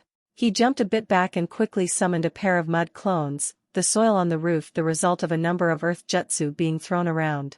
Then I suppose that I'll have to end our encounter today, Orochimaru nearly whispered as he used a sealless shunshin to get away before submerging himself under the earth. Sarutobi sighed tiredly at the fact that his former pupil escaped as the 2 clones slowed down Kakashi. There was very little he could do to track Orochimaru down now. He was too good a tracker to fall for the same tricks. He had failed to stop his former student. Again. Outside of the battles, a trio of ninja watched the arena while they watched over their prisoners. Temari and Kankuro Sabaku, along with their Jounin sensei Baki, were captured by Div 6 members 2, 3, and 4, knocked out before they even had a chance to fight, and planned to be kept as hostages should the need arise later on. A strange silence descended on the stadium as one by one, the surviving shinobi dropped their weapons in surrender. However, one battle was still raging. Naruto and Gaara were staring each other down as both prepared to attack. Naruto smirked beneath the shell, he already had a plan in mind how to defeat the now almost fully possessed Jinchuriki. He had grown a bit more, now easily towering over the blonde. 30 seconds. In a single moment, Naruto vanished. No words spoken, no taunts or threats given. There was no smoke or leaves. He simply ceased to exist in one moment. Gaara growled, but immediately began turning as he sensed a presence behind him, only for the oversized sword to slam into his tail, easily chopping it off. Gaara slammed one of his massive arms into Naruto, only for him to vanish with a cloud of smoke. 25 Instantly, another popped out, slashing at his other hand, easily breaking off a large amount of sand before he had a chance to regenerate. The process was quickly repeated with the left arm, easily leaving him crippled as a last cop of Naruto appear right in front of him. Radiance, overflow, the figure muttered as the shell and tails around him once more turned into a sphere and surrounded both, the bright blue light still glowing. 20. Radiance, storm sphere. Inside, Gaara would have cursed, had he the mental presence to do so, as the blue sphere turned transparent white, and fierce winds shredded his entire sand cover, ending the direct influence of Shikaku on him. 10. Gaara watched in horror as his power was stripped from him by what seemed the avatar of an angry god, for the first time in his life frozen in fear, right along with Shikaku. Naruto smirked as he quickly went to the 57 seals before his right hand glowed brightly, even against the backdrop of his own chakra, while 5 symbols appeared on the tips of his fingers. 1. 5-element seal. Naruto shouted as he slammed the fingers into a stunned Gaara's gut, before everything faded to black. Asuma glared at the webs that had covered the most of the street in which they fought. He was left with very little room to move. A few quick slices of his trench knives cleared up a bit more space as he hurried towards his own student, who was to his surprise keeping up with Kadamaru. Shikamaru, the laziest ninja, apart from his father, in Konohagakure, was actually keeping up with him, and not only that, from what he had seen, he was maneuvering his opponent into a trap. Just a little bit more, and the fly will catch the spider, Shikamaru mused. Gods, I'm starting to speak nonsense, he inwardly chuckled as he finally completed his trap. Using the long strands of spider silk to project his shadow over to Kadamaru, he had him trapped inside a small shadowed area as he began to go through the seals for one of the jutsus he found in the old clan scrolls, disused since the last Great War. Ninja art, shadow tendrils, Shikamaru called out as 3 tentacles made of a shadowy substance rose from the ground. Impale, he shouted, and they stabbed through the enemy, instantly going through his heart, liver and neck. Kadamaru was killed instantly, never even given a chance to retaliate. Shikamaru dropped to his knees in exhaustion. That was... He started, only to have his mouth covered by a delicate feminine hand. Don't you dare finish that sentence, Ino commanded from behind him, as he heard Asuma and Chuji tiredly chuckle from behind him. Come on kids, as soon as things clear up, barbecue is on me, Asuma added with a tired smile, nearly laughing at the wide grin that adorned Chuji's face. Blink. And once more, blink. Naruto was shocked to say the least as he observed his surroundings, not that there was much to observe, considering that he was stuck in a realm of complete darkness. He was certain that this wasn't an intended effect of the 5 elements seal that he used, meaning that he botched the jutsu. Damn, and just when I thought I had it down. But just where am I, he muttered. As he stood, he finally noticed a speck of light and a figure walking towards him. It was a small boy, whom he recognized as a younger Gaara, carrying a worn-out teddy bear. He was crying. Naruto kept watching, as behind him his memories started unfolding. First was a faint memory of the pain of the ceiling, something he couldn't consciously remember for some reason. Then came the fear from the others. Unlike Naruto, Gaara wasn't beaten, his sand defense took care of anyone who dared come too close with ill intent, but at the same time it kept people away from him. He watched in slowly growing horror as experiences from his entire life came up one after the other, many mimicking his own, the hate, fear and loathing directed at him, the whispers, the glares. Everything he saw, the betrayal of the one person Gaara had explicitly trusted, his uncle who under the orders of the Kazekage went to kill the boy, and with it the final snap which turned the said, hurt boy into a monster fueled by Shikaku's power. Naruto felt his own pain at the memories, which were scarily similar to his own. Was this truly the fate of the Jinchuriki? To be feared and reviled by all until the crushing loneliness turned them into cold, emotionless individuals or psychotics. Who are you? The little boy asked him. Did why you come here to hurt me? He asked again with a dejected look. Naruto recognized those eyes, having seen them in the mirror for years. Monster? What gives others the right to judge him when they spent their time making him one? Naruto was rational by nature, sure he loved to goof of, and he at times didn't think things through, but there are parts of his nature which are purely emotional. Such as for instance the instinct to protect those who've been harmed in their life badly. He wasn't proud of it, but he was a sucker for a sob story. Calming himself down, he put on one of his kindest smiles. I'm not, he replied, crouching in front of the smaller boy, and ruffling his red hair. I'm like you know, he added sagely, and the boy stopped whimpering and looked him in the face. Like me? He asked, voice filled with disbelief. Would why you? He started before trailing off, uncertain. Naruto thought for a moment, considering what the boy was trying to ask before he remembered what he himself would have asked. Would you be my friend? He asked the little red-haired boy, who now stared at him. The eyes of the boy were filled with surprise and hope, all mixed with a hint of fear. Fear of betrayal.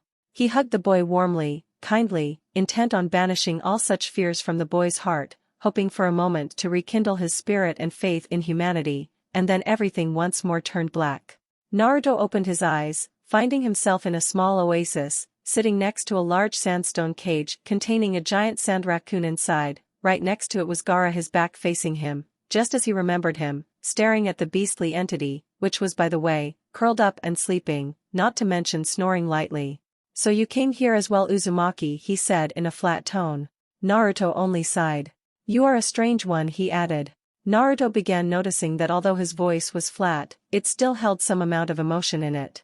Right now, he was content, his mind resting after years of not being able to sleep normally for fear of the giant raccoon. Tell me, why are you so strong? Why do you fight so hard for those who harmed you in the past? He asked, this time letting a sliver of curiosity slip past. Naruto looked him straight in the eyes, studying him long and hard before answering.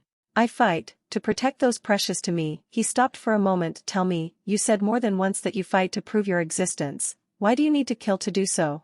Gaara looked at him, seemingly thoughtful, as a small snore interrupted them for a moment. You know, if he wasn't a juggernaut of destruction bent on killing everything that moves, that would be funny, Naruto deadpanned.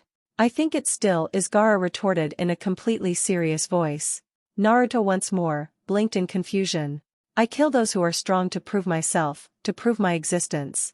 The greater the enemy, the better. I believed that, but now I'm not so sure anymore.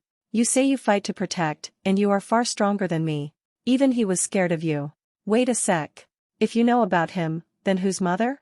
Naruto asked, still slightly confused. Gaara's head dropped, and for the first time Naruto actually saw emotion on the boy's face, and it was a deep sadness. When they sealed Shikaku into me, my mother's soul was ripped out of her body, and sealed along with it. Their souls are bound to each other, and while the part that is my mother cares for both me and my siblings, Shikaku is completely insane. Gaara explained, talking more in a few minutes than he did in years. He didn't know why yet, but he felt he could bare his soul before the blonde boy. For whatever reason, he felt safe. Kami, what kind of a monster does that to an unborn child? Naruto quietly muttered. My father, Gaara retorted quietly. Naruto paled before blood rushed into his face, and it took every bit of self-control not to get mad at that moment. You still haven't told me though. Why do you protect them? Because they made my life worth living. Because every time I look at them, they bring a smile to my face, and warmth to my heart. Because with them, the hole in my heart made by years of loneliness seems smaller, and doesn't hurt so much. For as long as they are safe and happy, I can die peacefully, without any regrets. Naruto explained as a few tears went down his cheek, while images of his most precious people flashed through his head. The old man Sarutobi, Iruka-sensei, Ayame and Tsuchi, Kakashi, Jiraiya, even Sasuke and Sakura, Haku, and finally Anko. He still didn't understand, but the very thought of her brought a smile to his lips, the thought of her smile, the real one she kept hidden for years, and that he had finally had a chance to see warmed his heart. He didn't notice it, but while he was talking, his right hand was rubbing the ring she had given him gently. All the while, Gaara, who saw the images himself, and with them a part of his memory, slowly began to understand what Naruto meant. It was still a foreign concept to him, to take care for another. Years of pain built a shell around his heart that was only now beginning to crack, even if only a bit. But the things he saw forced him to look over his own life as well. He sat silently as he mulled over his own memories, remembering all the times that his older siblings tried to be there for him, all the times his sensei Baki, for all his failings, tried to help him, only for him to send them all away with threats of death. He vividly remembered the sadness in Temari's eyes and the shame in Kankuro's. Not shame for having him as a brother, as he originally thought, but shame for not being able to help both him and his mother. Perhaps. He whispered, you are right. Perhaps yours is the better way. You know, my offer still stands. Naruto voiced his thoughts as he extended a hand to the boy. Gaara watched the hand, hesitating for a few moments, before finally grasping it. Thank you. The world started fading, my friend. Naruto blinked once more as a snowflake fell on his nose. It was a somewhat pleasant sensation, but he sadly enough didn't have the time for such pleasantries. Looking around, he realized that mere moments passed while he conversed with Gaara. And that's when the chakra shell around him finally crumbled and he fell to the ground. 0 he irritatedly counted as his own consciousness faded, while he made one final smile towards his new friend. Chapter 13, After the Battle. 2030, Konoha Hospital. White. Oh great, I'm stuck in the hospital, again were Naruto's first thoughts as he opened his eyes. Of course, being greeted by the sterile ceiling of the hospital was something he was sadly used to in his youth. However, it had been several months since his last visit. A soft snore echoed in the room, coming from right beside him. Now awake, he slowly turned his face to the right, and couldn't help but smile at the sight. Anko, his friend and lover, was soundly asleep, her head resting on her hands, which were in turn resting on his bed, right next to him, while the small snowflake-shaped medallion he had given her was falling over her hands. Giving up on lifting his right arm as Anko was sleeping on it, he slowly raised his left one, only to wince at the pain that move produced. Chakra exhaustion was a bitch. Forcing his arm to move through sheer will, and with a little aid of chakra, he kindly caressed her cheek with the back of his hand, only to smile when she unconsciously nuzzled into it. A wide smile broke on his face at her reaction. He spent the next few minutes in silence, only interrupted by the sounds of the machines he was hooked up to. Using the somewhat limited medical knowledge he possessed, he drew the small amount of chakra he could safely, going for a diagnostic jutsu. The second form of radiance was a gamble, as he hadn't fully trained it yet, so he had to be sure of the damage it caused. Starting from his head, and going down, the only things he detected were drained chakra coils, and the occasional scratch, the remains of far deeper wounds thanks to his insane healing factor. A near-quiet cough brought him from his own expert diagnostic. Naruto raised his head to notice the bespectacled face of Kabuto Yakushi. So doc, what's the verdict? He asked with a small grin. Kabuto politely smiled back, all the while looking through the notes he was carrying with him. You seem to be in good health, well, apart from the chakra exhaustion. Mildly strained, but there is one more thing. Your body is exhausted, so your reaction times will be a bit down for a week, he dully noted. Naruto silently nodded. When can I leave? He asked, anxious to get the hell out of the hospital. Tomorrow morning. My father noted that you should stay until your chakra reserves are stable. Oh, and you've had quite a few visitors during the 6 hours you were out. Visitors? Wait, who? Hang on a sec, 6 hours? Only that much from chakra exhaustion? Naruto asked with clear surprise in his voice. Even with his own ability to regenerate always took him at least 24 hours to recover sufficiently to regain consciousness. The reserve seal, that would have prevented the exhaustion from occurring, was already exhausted when he triggered the second change of his radiance form. Kabuto stood silent in thought with a hand on his chin, contemplating a good enough answer. Well, according to the reports, after you pulled that stunt of yours, the chakra around you mostly receded back into your body. It probably gave you enough chakra back to quicken up your healing. That makes sense, the younger boy thought.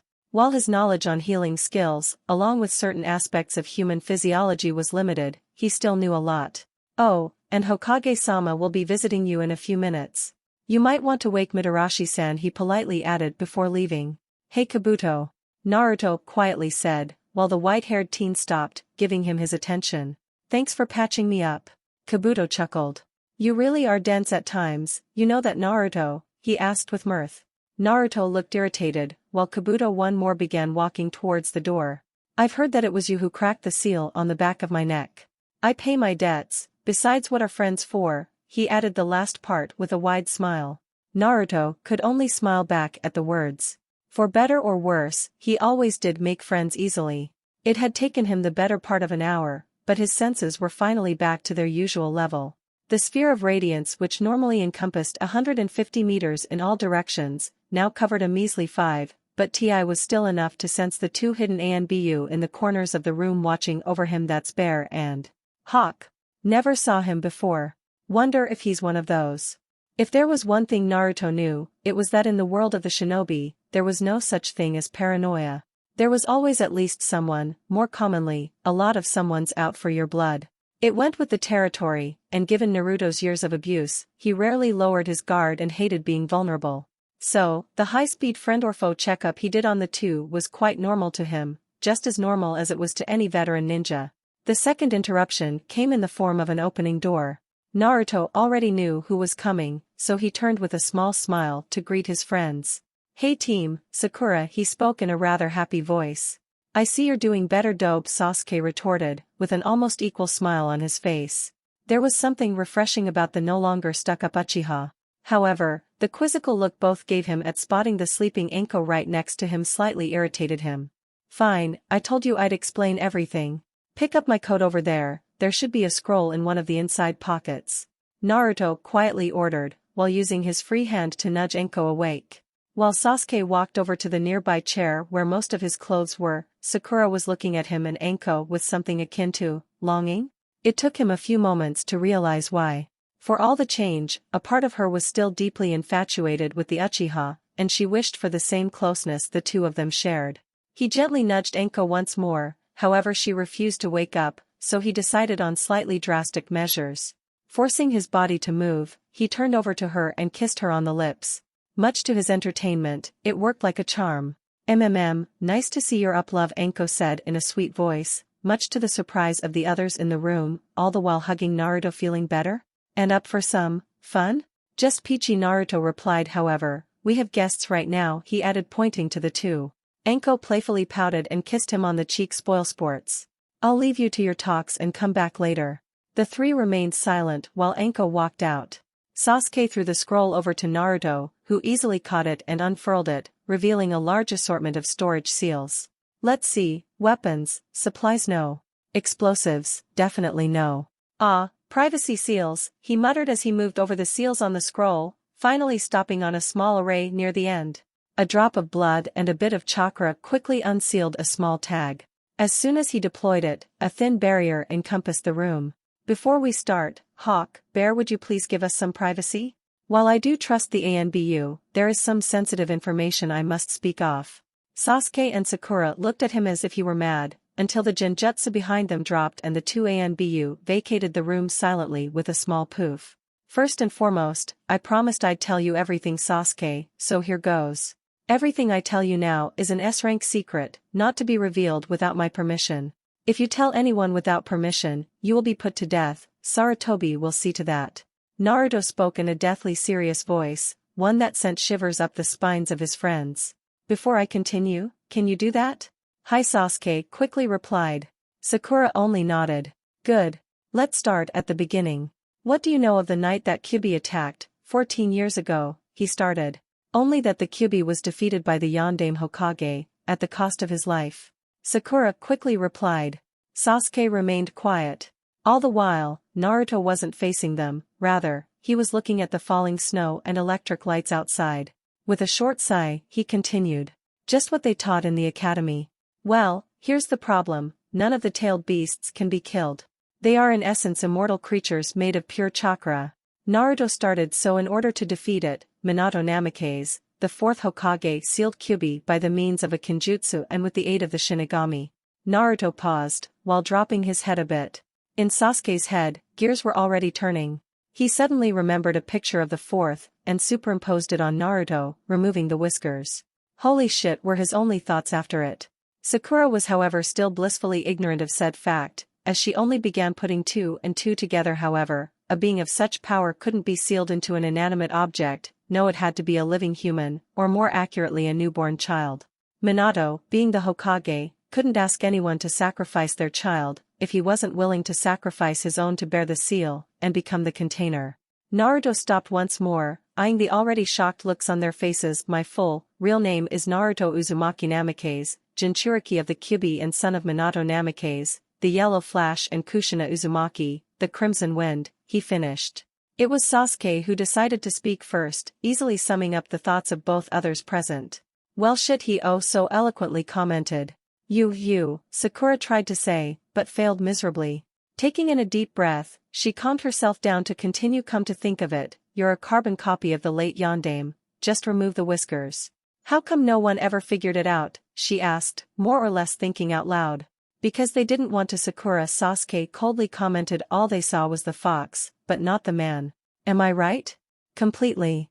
It was only recently that things began changing. You don't seem to be overly worried about my condition, Sakura, he asked curiously. It wasn't that he couldn't handle the hatred, if it came. It was the fact that he once had a crush on the pink-haired Genin, and he cared for her, both as a teammate and a friend. If anything, he would have been sad. You always were the number one most surprising ninja, Naruto. At this point, if you told me you were the grandson of the Shinigami, I wouldn't be overly surprised. She jokingly stated. For better or worse, you are human, that much I'm certain of. An idiot at times, but still human, she added with a smirk, which Sasuke happily shared. Ha, Naruto mock laughed, all the while pouting. He couldn't help it, even after the mess that was the battle, he needed it. The closeness that his friends offered. The comfort of a simple laugh and joke, the teasing and messing around. He realized that he hadn't talked to Konohamaru and Irika in over a month, and had only visited the Ichirakus 2 weeks ago. He would have to fix that up as soon as he was out. But for now, spending time with his friends would be enough. While on the outside he was pouting, on the inside, a wide smile made its appearance, something that only a certain fox was able to see. Funny stuff aside, how did it all end up? And how are the others? Naruto asked. He fainted after he beat Gaara and Kimimaro, so he really didn't know what happened next. By the time you fainted, most of the troops in the arena began surrendering en masse, apparently scared shitless from that display of power. By the way, was that the stuff you didn't want to talk about? Naruto nodded, waiting for Sasuke to continue. Anyway, by that time, Orochimaru had already fled, leaving behind both the armies. Gaara and his siblings along with their sensei were captured and are being held in the Anbu prison. He stopped for a moment more, considering what else happened. That team from Kiri sent their regards as well. Shin said that they'd stay a few more days and that he'd love to spar with you. Crazy bastard, Sasuke finished, muttering the last part, which caused Naruto to laugh. He remembered to disable the privacy seal and turned to Sakura. What about you, Sakura? He asked with genuine curiosity. I did nothing much, she somewhat shyly said, causing Naruto to raise an eyebrow. Since when did Sakura have confidence issues? As far as he could remember, she was the loudest, most self-assured person he knew. Did nothing? Sasuke stared at her incredulously. I'm pretty sure you earned a Chunin vest just for keeping us alive back there. You were a single medic keeping 7 other people alive, he near shouted, while Sakura blushed from the praise, while Naruto was genuinely surprised to see Sasuke of all people defending her. That means your studies with Kabuto went well. I'm glad for you, he added in a calm, but caring voice. It was funny though, just how their team dynamics changed. Originally, Sasuke was the team leader, while Naruto fawned over Sakura, who in turn fawned over Sasuke. Sasuke had all the talent, while Sakura was near useless, and Naruto was the wild card of the team. Now, Sasuke had become quite the fighter, with well-developed skills in both ninjutsu and taijutsu, closely followed by his now emerging kenjutsu skills. Sakura had dedicated her time to medical pursuits, quickly learning and putting her intellect and excellent chakra control to good use. And Naruto the dope? He was long gone, in his place another. A calm and collected individual, who had no problem using his tactical skills or sheer power to defeat his enemies. A person who thought first and acted second. One who could take lives without emotion, while still maintaining his sanity and heart. A true shinobi of the leaf. Well, the whole effect probably wouldn't have been ruined if said shinobi didn't have a ramen addiction, a near obsession with seals, the deeply ingrained desire to pull pranks in addition to having a fox that very much enjoyed messing around with him at times. Oh well, it's not like had any issues with any of those problems. Thanks, Sakura replied with a beaming smile, proud that she was finally catching up to the guys in her team. Come on, Kabuto-sensei said that we can't stay long, she quietly spoke, pulling Sasuke out. Oh, and before I forget, there will be something of a celebration tomorrow night at that bar we visited a while ago. You're invited. Sasuke added as the two of them left. The silence, interrupted only by the rhythmic sounds of his breathing, was suffocating. Naruto hated it, it reminded him far too much of the past days when he was alone. But then again, his mind argued, now he had the time to go over the events of the past days. Time seemingly flew during those days, seeing as he had very little free time at his disposal. Anko visited his thoughts frequently, and he wondered what she was doing now, probably torturing some poor sod. He chuckled at the idea. He was sad thought that she couldn't be here with him. Thinking back to his friends, he reminded himself of their own achievements. Both of his teammates had come a long way from the rookies they were a while ago. They were still little better than Chunin rank, however given a year or two at best they would reach Jounin. His thoughts also went to the several strange presences he identified during his fights. Constant use of the radiance forced his mind to process even more information on a daily basis, and even now he didn't like going through the exact details of a 150-meter sphere around him as it caused him a major headache. Still, he could sense every living thing within that range without any problems. He sensed 7 people for whom he had no idea who they were. All 7 of them suppressing their entire presence, so that his radiance had barely caught them. 5 of them seemed to be on the side of Konoha, while the other 2 were observing. He'd have to speak with the old man about both. Just as he was about to fall asleep, he felt a familiar presence creep back into the room, carrying a grin very similar to his own. He smiled again as he closed his eyes. Now his night was complete. 2200 hours, undisclosed location.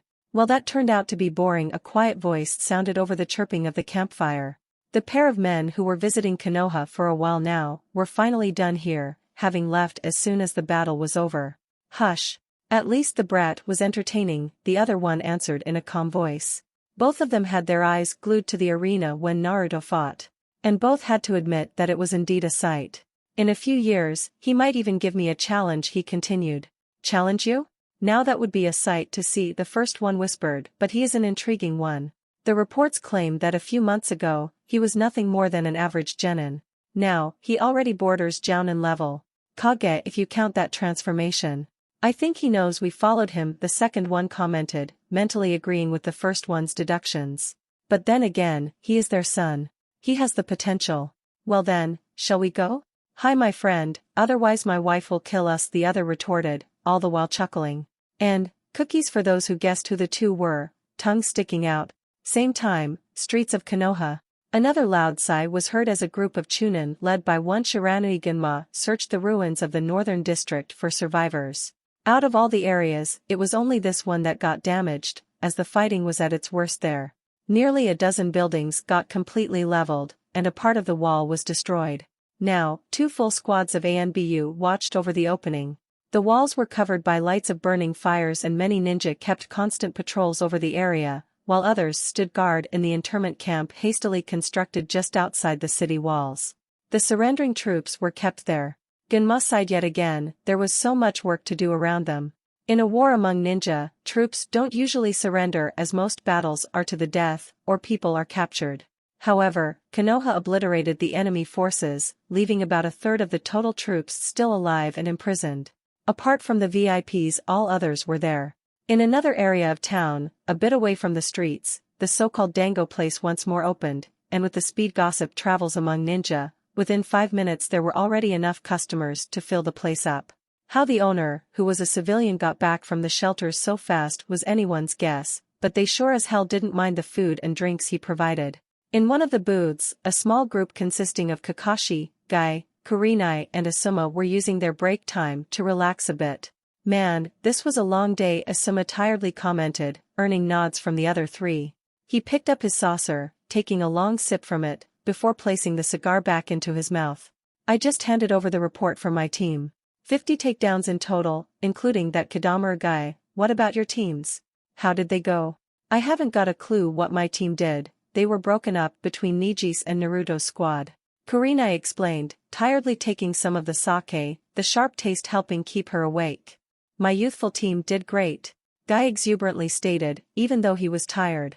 Unlike the others, Guy avoided drinking during nights like this, as he, for all his stamina, had a low level of alcohol tolerance. "We capture an enemy kunoichi while taking out around 30 enemy ninja. What about your team, my youthful rival?" he finally asked Kakashi, who remained silent throughout the entire talk. "My team?" Kakashi asked, half aware about where the conversation was going, while the other half of his attention was focused on the small orange book in his hands. "Well, Sasuke, Shino and Kiba each took out at least 10 enemies each. The Mist team helped them out." He stopped for a moment, waiting for the others to catch the bait. A small bit of anger showed him that he hit the right spot. "What about Naruto?" Kurenai asked with a slight hit of anger in her voice, disappointed that Kakashi would skip him, and after she heard such interesting gossip. "Oh, Naruto, I visited him a little while ago. He's recovering from chakra exhaustion. During the battle, he only took out 2 opponents." Kakashi continued in a flat voice, noting the slightly disappointed looks. "Now to drop the bomb. Gaara and Kimimaro," he added. It took a few seconds for the information to settle properly into the minds of his friends, and during that time, he chuckled at their expressions, and wished that he had a camera to immortalize the moment. One can never have too much blackmail material. Tomorrow morning, hospital.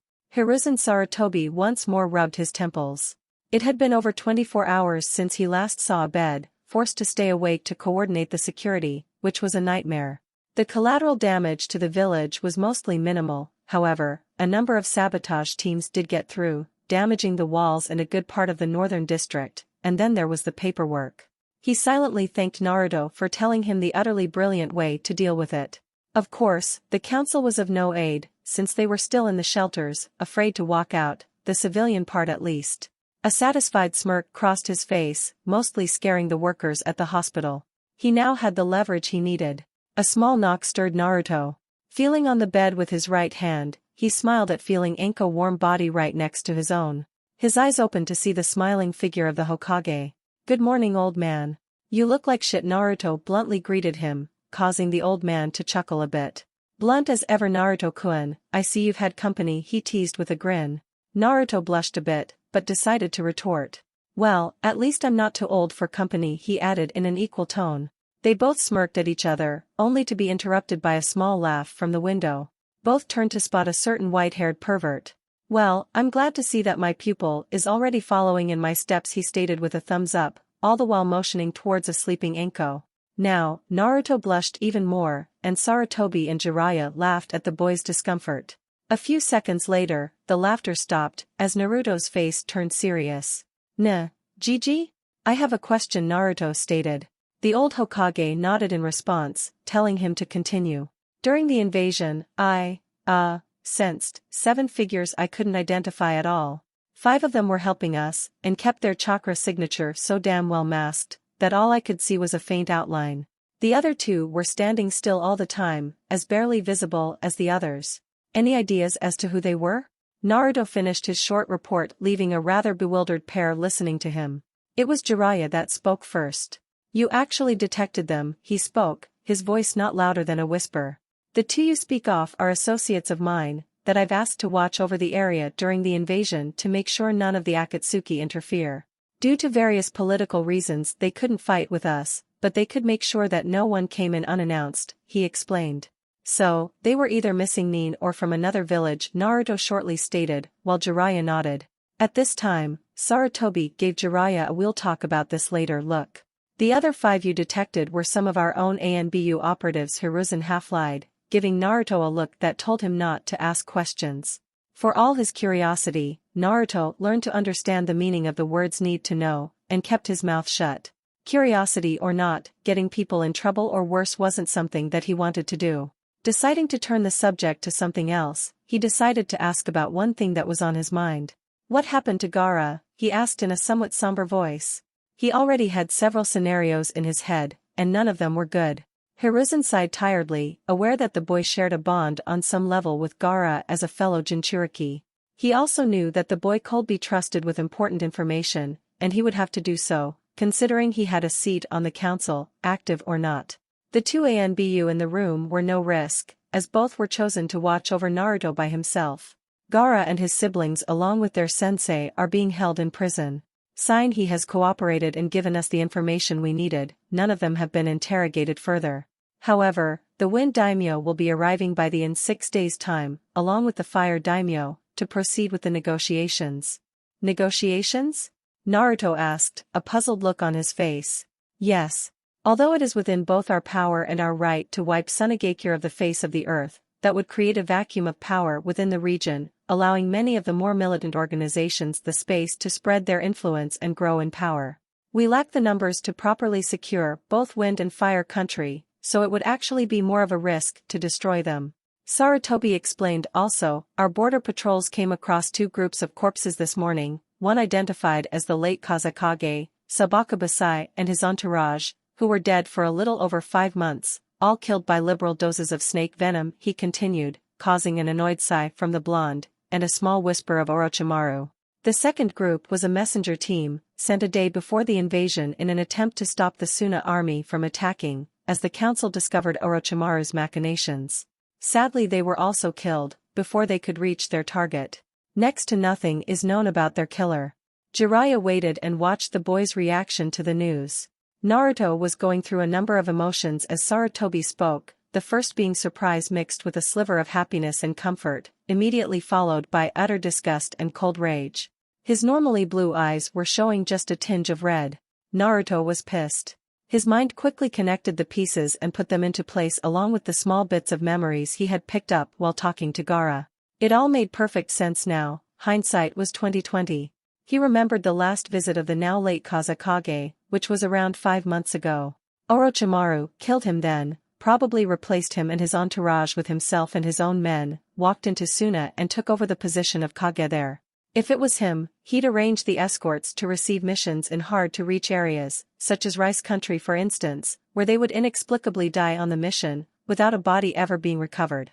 After that it would be a joke to sabotage the country in more than one way, all the while preparing a full-scale invasion on Konoha with the combined armies of both hidden villages. However, questions still remained. If he truly wanted Suna destroyed, why didn't all of their troops arrive? Reports state that less than a half of Suna's total number was sent, so why such an action? He was quite sure that both others beside him were having the same thoughts. His gut was telling him something that had him worried, that this entire invasion was more of a diversion than anything else. Why did he do it, was all he could ask, all that he could say without letting loose an endless string of obscenities. It doesn't make any sense. However, the reaction his words provoked was one that surprised him. A smile covered both faces. I see you came to the same conclusion as us Gaki. Jiraiya sagely stated Orochimaru is planning something, and I'm pretty sure that this defeat only sets him back for a while. Rest up a bit Naruto, you're getting a few days off to recover, and I want you in my office, 3 days from now, 7 o'clock in the morning. Sarutobi added before shining out with a small smile and wave of his hand. Jiraiya shook his head. Well, kid, the 2 of you have fun, and don't do anything I wouldn't. I'm off to do some research, he said, gleefully pointing at Anko, while going towards the window. Get going, you old pervert. Just make sure you don't get killed by all those women you are spying on. Naruto added in a much brighter tone. Jiraiya laughed it off and jumped out of the window. Things were going to be interesting. An hour later, Naruto and Anko left the hospital, side by side. So, where to now? Anko asked curiously. She overslept, much to her pleasure, and wanted nothing more than to spend the day lazing about with Naruto, and he himself had nothing against the idea. That dango place should be open. No, he quietly replied, snaking a hand around her waist. Anko did the same as both silently walked on. Naruto idly noted that he was a bit higher than Anko now, and the fact that he could use a haircut. He slowly turned his head towards Anko, softly whispering in her ear, once we're done there, I'm showing you our new place. Like so many others, Iruka was rubbing his temples while going over her own report. Since Ichiraku's hadn't opened yet, as Tochi and Iam hadn't yet come back from the shelters, a few sticks of dango and some tea helped him out immensely. He always wondered how the Hokage didn't go insane from working on so much paperwork. Also, said problem caused him to miss the approach of a certain blonde ninja and his girlfriend. Iruka-sensei. Naruto greeted the tired Chunin with a wide smile. Hey Naruto, Iruka greeted back Anko-san, he added, slightly worried about his favorite former student, but seeing that Anko was not only calm around him, but was actually holding him with love, quickly dispersed any doubts he may have had. I haven't seen you in a while. How are going for you? Never better. I assume you know Anko-heim?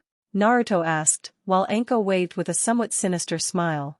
Yes, I've had the, pleasure of meeting Anko-san before, Iruka nervously replied, all the while thinking of the time he decided to take a shortcut through the forest of death and disturbed her beauty sleep as she called it.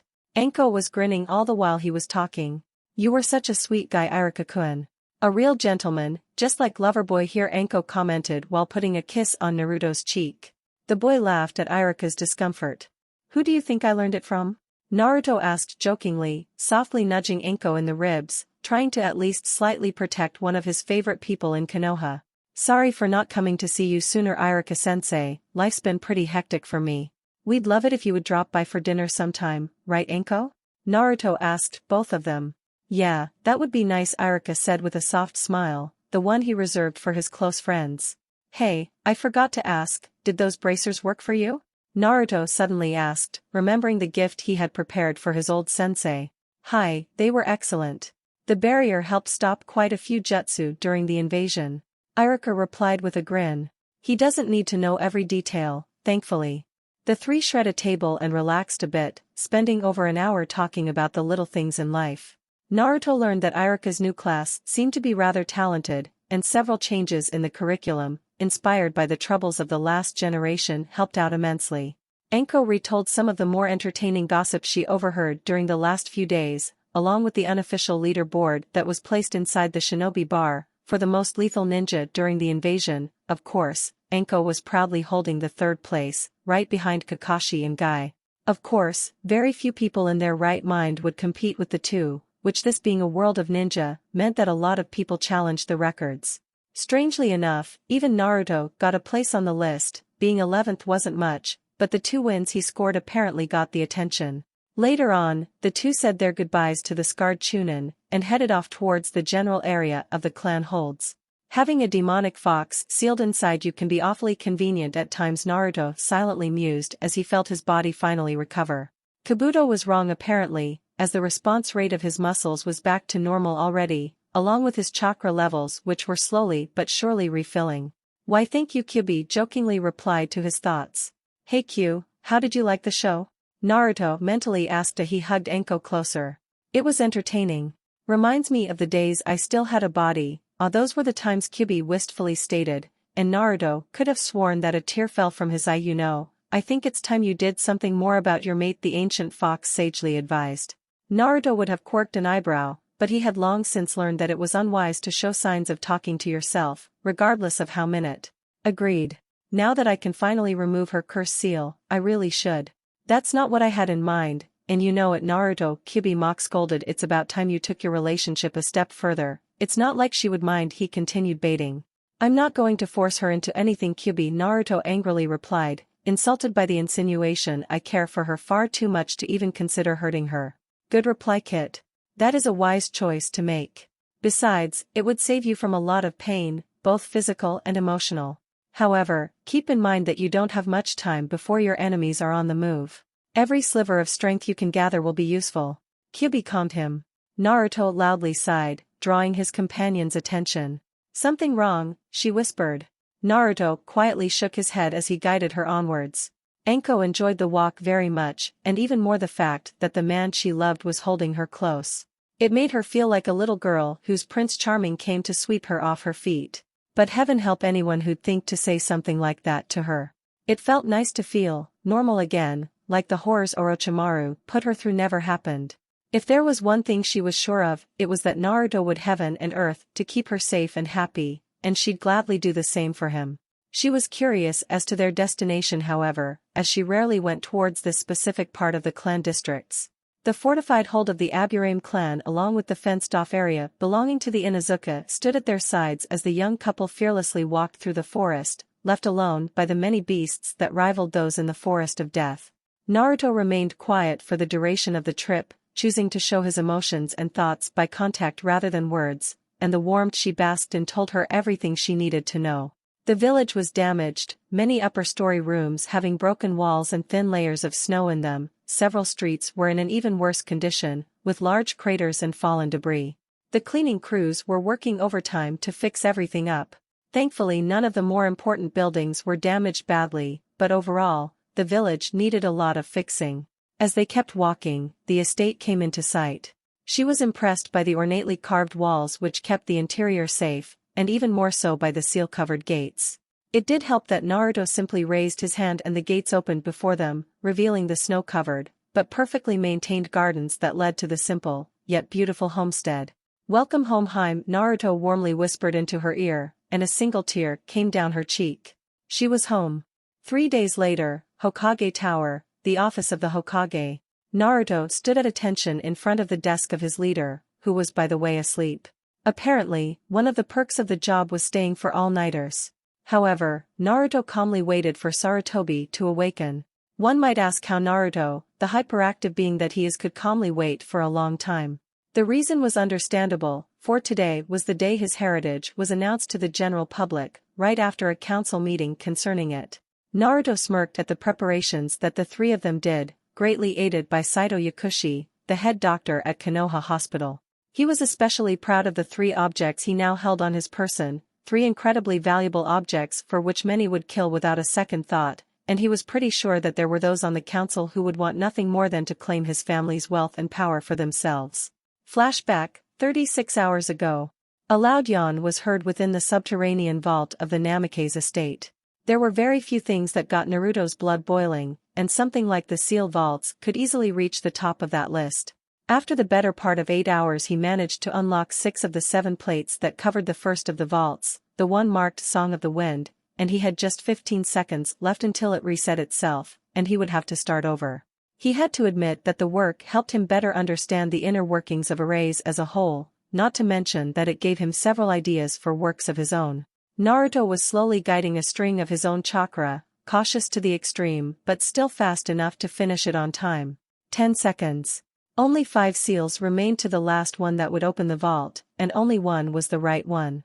His mind was going into overdrive, analyzing the makeup of said seals, trying to figure out which one was the right one. 5 seconds. 3 seals were eliminated, leaving only 2, but which one? Deciding to give his luck a shot, randomly chose the left one and sent the string of chakra through it, activating the seal. Click. Anko watched him from the sides, enjoying the look of pure bliss on his face, the result of a long time at work. The crystal began unraveling before them, as a pale bluish light encompassed the object which unsealed itself from its core. Floating above the now opened vault was a katana. The elegant sheath of the blade was colored in sapphire blue, with a simple metallic silver lining representing winds on its surface. The handle was equally simple, slightly longer than a normal katana and covered in a bluish cloth, allowing better grip. Around the sheath was a scroll, sealed with a blood seal meant only for those of his blood to open. However, he set it aside, as proud as he was of his achievement. There were still another 2 to open. End flashback. And open he did. It is rather interesting just how much power a large leather-bound tome, a single tri-pronged kunai with a scroll around it and a katana could hold.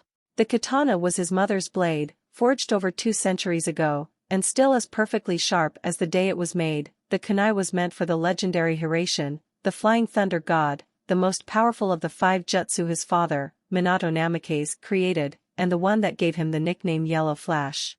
However, the third one was equally, if not even more dangerous. The Codex of Seals was a book of power, mildly put, as it contained every single seal or array that Minato had come across in his life, carefully analyzed, studied and added. In addition, every single seal jutsu that he found was added as well. He knew that people like Danzo would sell their mother just for an hour with the book. And now, all 3 were perfectly sealed into tattoos on his chest, while concealed by a number of other seal tattoos around them. Not even Jiraiya could trace the seals he used properly. His musings over events past was interrupted by the awakening of the old man. Sarutobi tiredly rubbed his eyes, forcing himself awake. "Ah, Naruto, you're already here." Sarutobi tried to speak with a bit of mirth, and failed miserably. "You should really try and get some sleep, old man, or this job will kill ya," Naruto jokingly added, causing an annoyed sigh from the old man.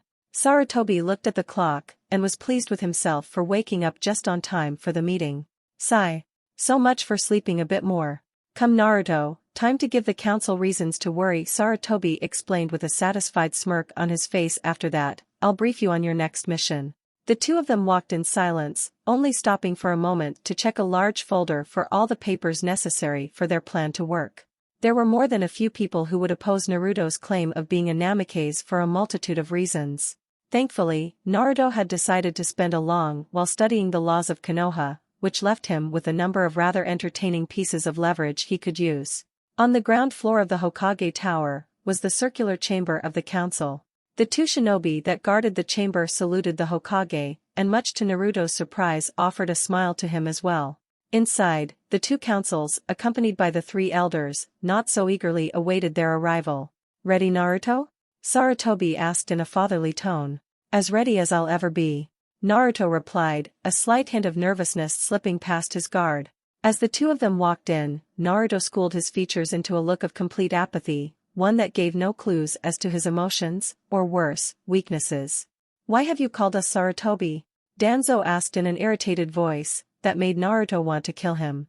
He may have messed with the old man, he respected him, and like for all of his precious people, he would gladly die to protect him. The blunt disrespect of the Hokage angered him. He wasn't the only one apparently, as Sarutobi was equally angry. However, he hid it much better under a smirk which promised trouble, and many of the clan heads were annoyed or outright angry with him. "Be quiet, Danzo," he spoke in a cold voice, "lest I remind you why I am the Hokage. Can we please get to the subject of this meeting, Hokage-sama?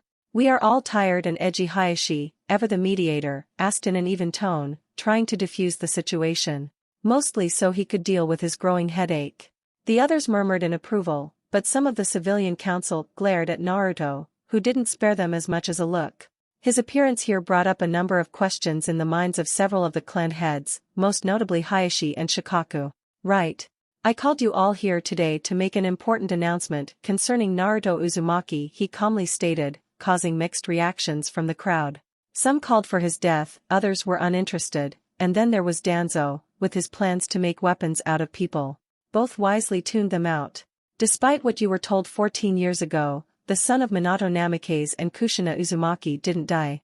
Sarutobi started, causing quite a few surprised looks, and a few of understanding. "After repeated blood tests and gathering the required paperwork, I can safely announce that Naruto Uzumaki is in fact Naruto Uzumaki Namikaze, son of Minato Namikaze and Kushina Uzumaki, and as such the heir of the Namikaze and Uzumaki names and families along with all of their legacies," he explained, all the while channeling a small amount of chakra to his ears to prepare for the oncoming shouts. "What?" screamed near a half of the civilians along with Danzo. Hamura and Koharu, while not overly fond of the young blonde, had nothing against him, and they both knew that they owed more than they cared to admit to the young man in front of them.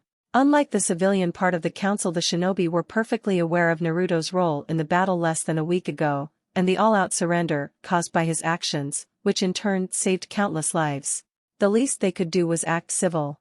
Hayashi Hyuga was surprised, but his features would never show such a commoner emotion. Choza Akimichi and Inoichi Yamanaka were paying up their bet to Shikaku Nara, as the lazy genius apparently guessed it right. Some Inuzuka was very much surprised. Shibi Aburame retained his logical face, although inside he was just as surprised. It's a lie. There's no way that the demon brat can be the son of our beloved Yondaime, shouted one of the civilians, a fat slob by the name of Atari Kanaga. Sarutobi was about to call the ANBU to take the man away, but he was interrupted by a raised hand from Naruto and a look that clearly told him to let him handle things his way. For a person who claims to love and respect my father so much, you are awfully distrusting of his skills as a seal master, Naruto calmly stated. In your hypocrisy, do you claim to know the Reaper Death Seal better than he did? Or that you understand the works of the Shinigami? He continued in a cold tone. Or is it simply the fact that you couldn't care less and want the power and wealth of Minato Namikaze for yourself regardless of the consequences such an act would have for this village and its people?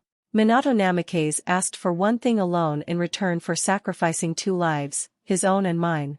He asked that I be given a normal life. Apparently, it was too much to ask for some, he finished in a tone that left no doubts to his loathing of the man, and to make things worse, no one had any arguments to claim that he wasn't right. Itari was forced to shut up. Sarutobi kept an even face, but inwardly he smirked at the short speech. His father had once done something similar. Hidden in one of the corners, Jiraiya was doing his best to control his laughter. A few of the clan heads looked approvingly. This was an unspoken test, and they agreed that he passed with flying colors.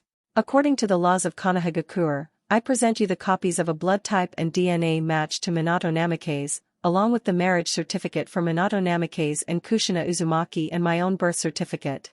In accordance with the laws, this is sufficient evidence to prove that I am the son of Minato Namikaze and Kushina Uzumaki, and as such the legal heir to the Uzumaki Namikaze name and property. Naruto finished the rehearsed speech, already annoyed by the glares some sent at him, and the fake apologetic looks from some of the others. The only ones he did tolerate were those that remained impassive, such as the ninja and a few of the civilians who treated him normally for a while now. It was time for the final blow to their egos. I suggest we invoke the sea. Danzo started, only to be frozen by a blast of killing intent. No, Naruto stated in a deathly voice, giving a full display of his strength, one that left no room for argument.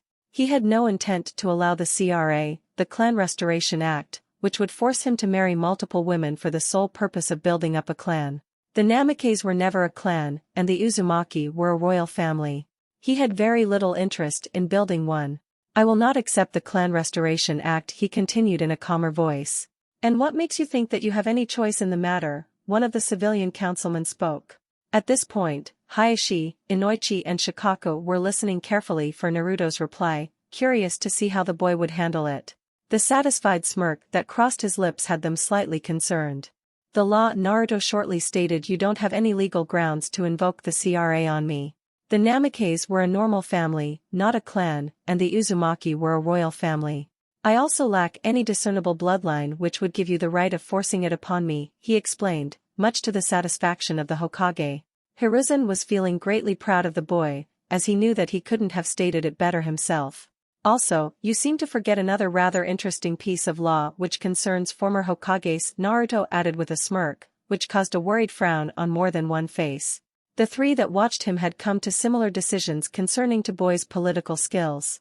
As the last living relative of the Yondaime Hokage of Konoha, I inherit a seat on the Shinobi Council. Complete and utter silence descended upon the chamber. Naruto could hear the cacophonous laughter of Kyubi inside his head, and he had to use every single bit of his willpower not to join him at the sight of the blanched faces of the councilmen, especially those that spent a good deal of their time trying to get him killed. However, I can't claim my council seat yet, because of the simple reason that I have very little time to dedicate to the job between the missions and my studies right now. As such, I am entrusting my position and vote to Sarutobi Hiruzen, the Sandaime Hokage, he finished curtly. Throughout the entire discussion, his facial expression never changed, making him scarily reminiscent of his late father, and at times of Hayashi Hyuga. His eyes displayed all the emotion he wished to show, and looking at them was mostly unpleasant. He had achieved what he wanted, and he knew that the civilian council, along with a few others, now had no more influence over him. Now that that matter is settled, I have 2 more announcements to make. Sarutobi started, once more forcing silence in the chamber. First, Jiraiya the Toad Sage has chosen to take Naruto Uzumaki Namikaze as his apprentice.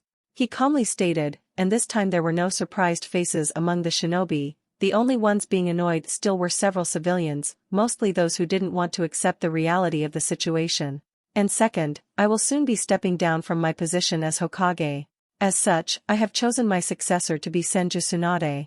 Jiraiya and Naruto will be dispatched to locate her and call her back, Sarutobi explained to the now tired council. The looks of shock and surprise at the new balance of power was something that he would treasure for years to come. And the fact that Danzo gave a resigned sigh to his choice of a new Hokage was pleasant, but worrying. Danzo rarely gave up. Still, there was little time for such thoughts now, he mused as the two of them walked towards the office. As soon as they left the chamber, Naruto's face instantly changed to his normal calm, if somewhat happy expression. Man, that was hard, he near whispered. I think I pulled a facial muscle in there, he added, causing a light chuckle from the lips of the old man. That's politics for you, Naruto. Remember, you're the one who wanted to be Hokage. Hiruzen teased the boy, only to hear light grumbling, which caused him to laugh loudly, along with bringing snickers from the passing guards. Inside the office, they were greeted by two figures, Anko and Jiraiya. Naruto knew that he was going with Jiraiya, but why did he call Anko in?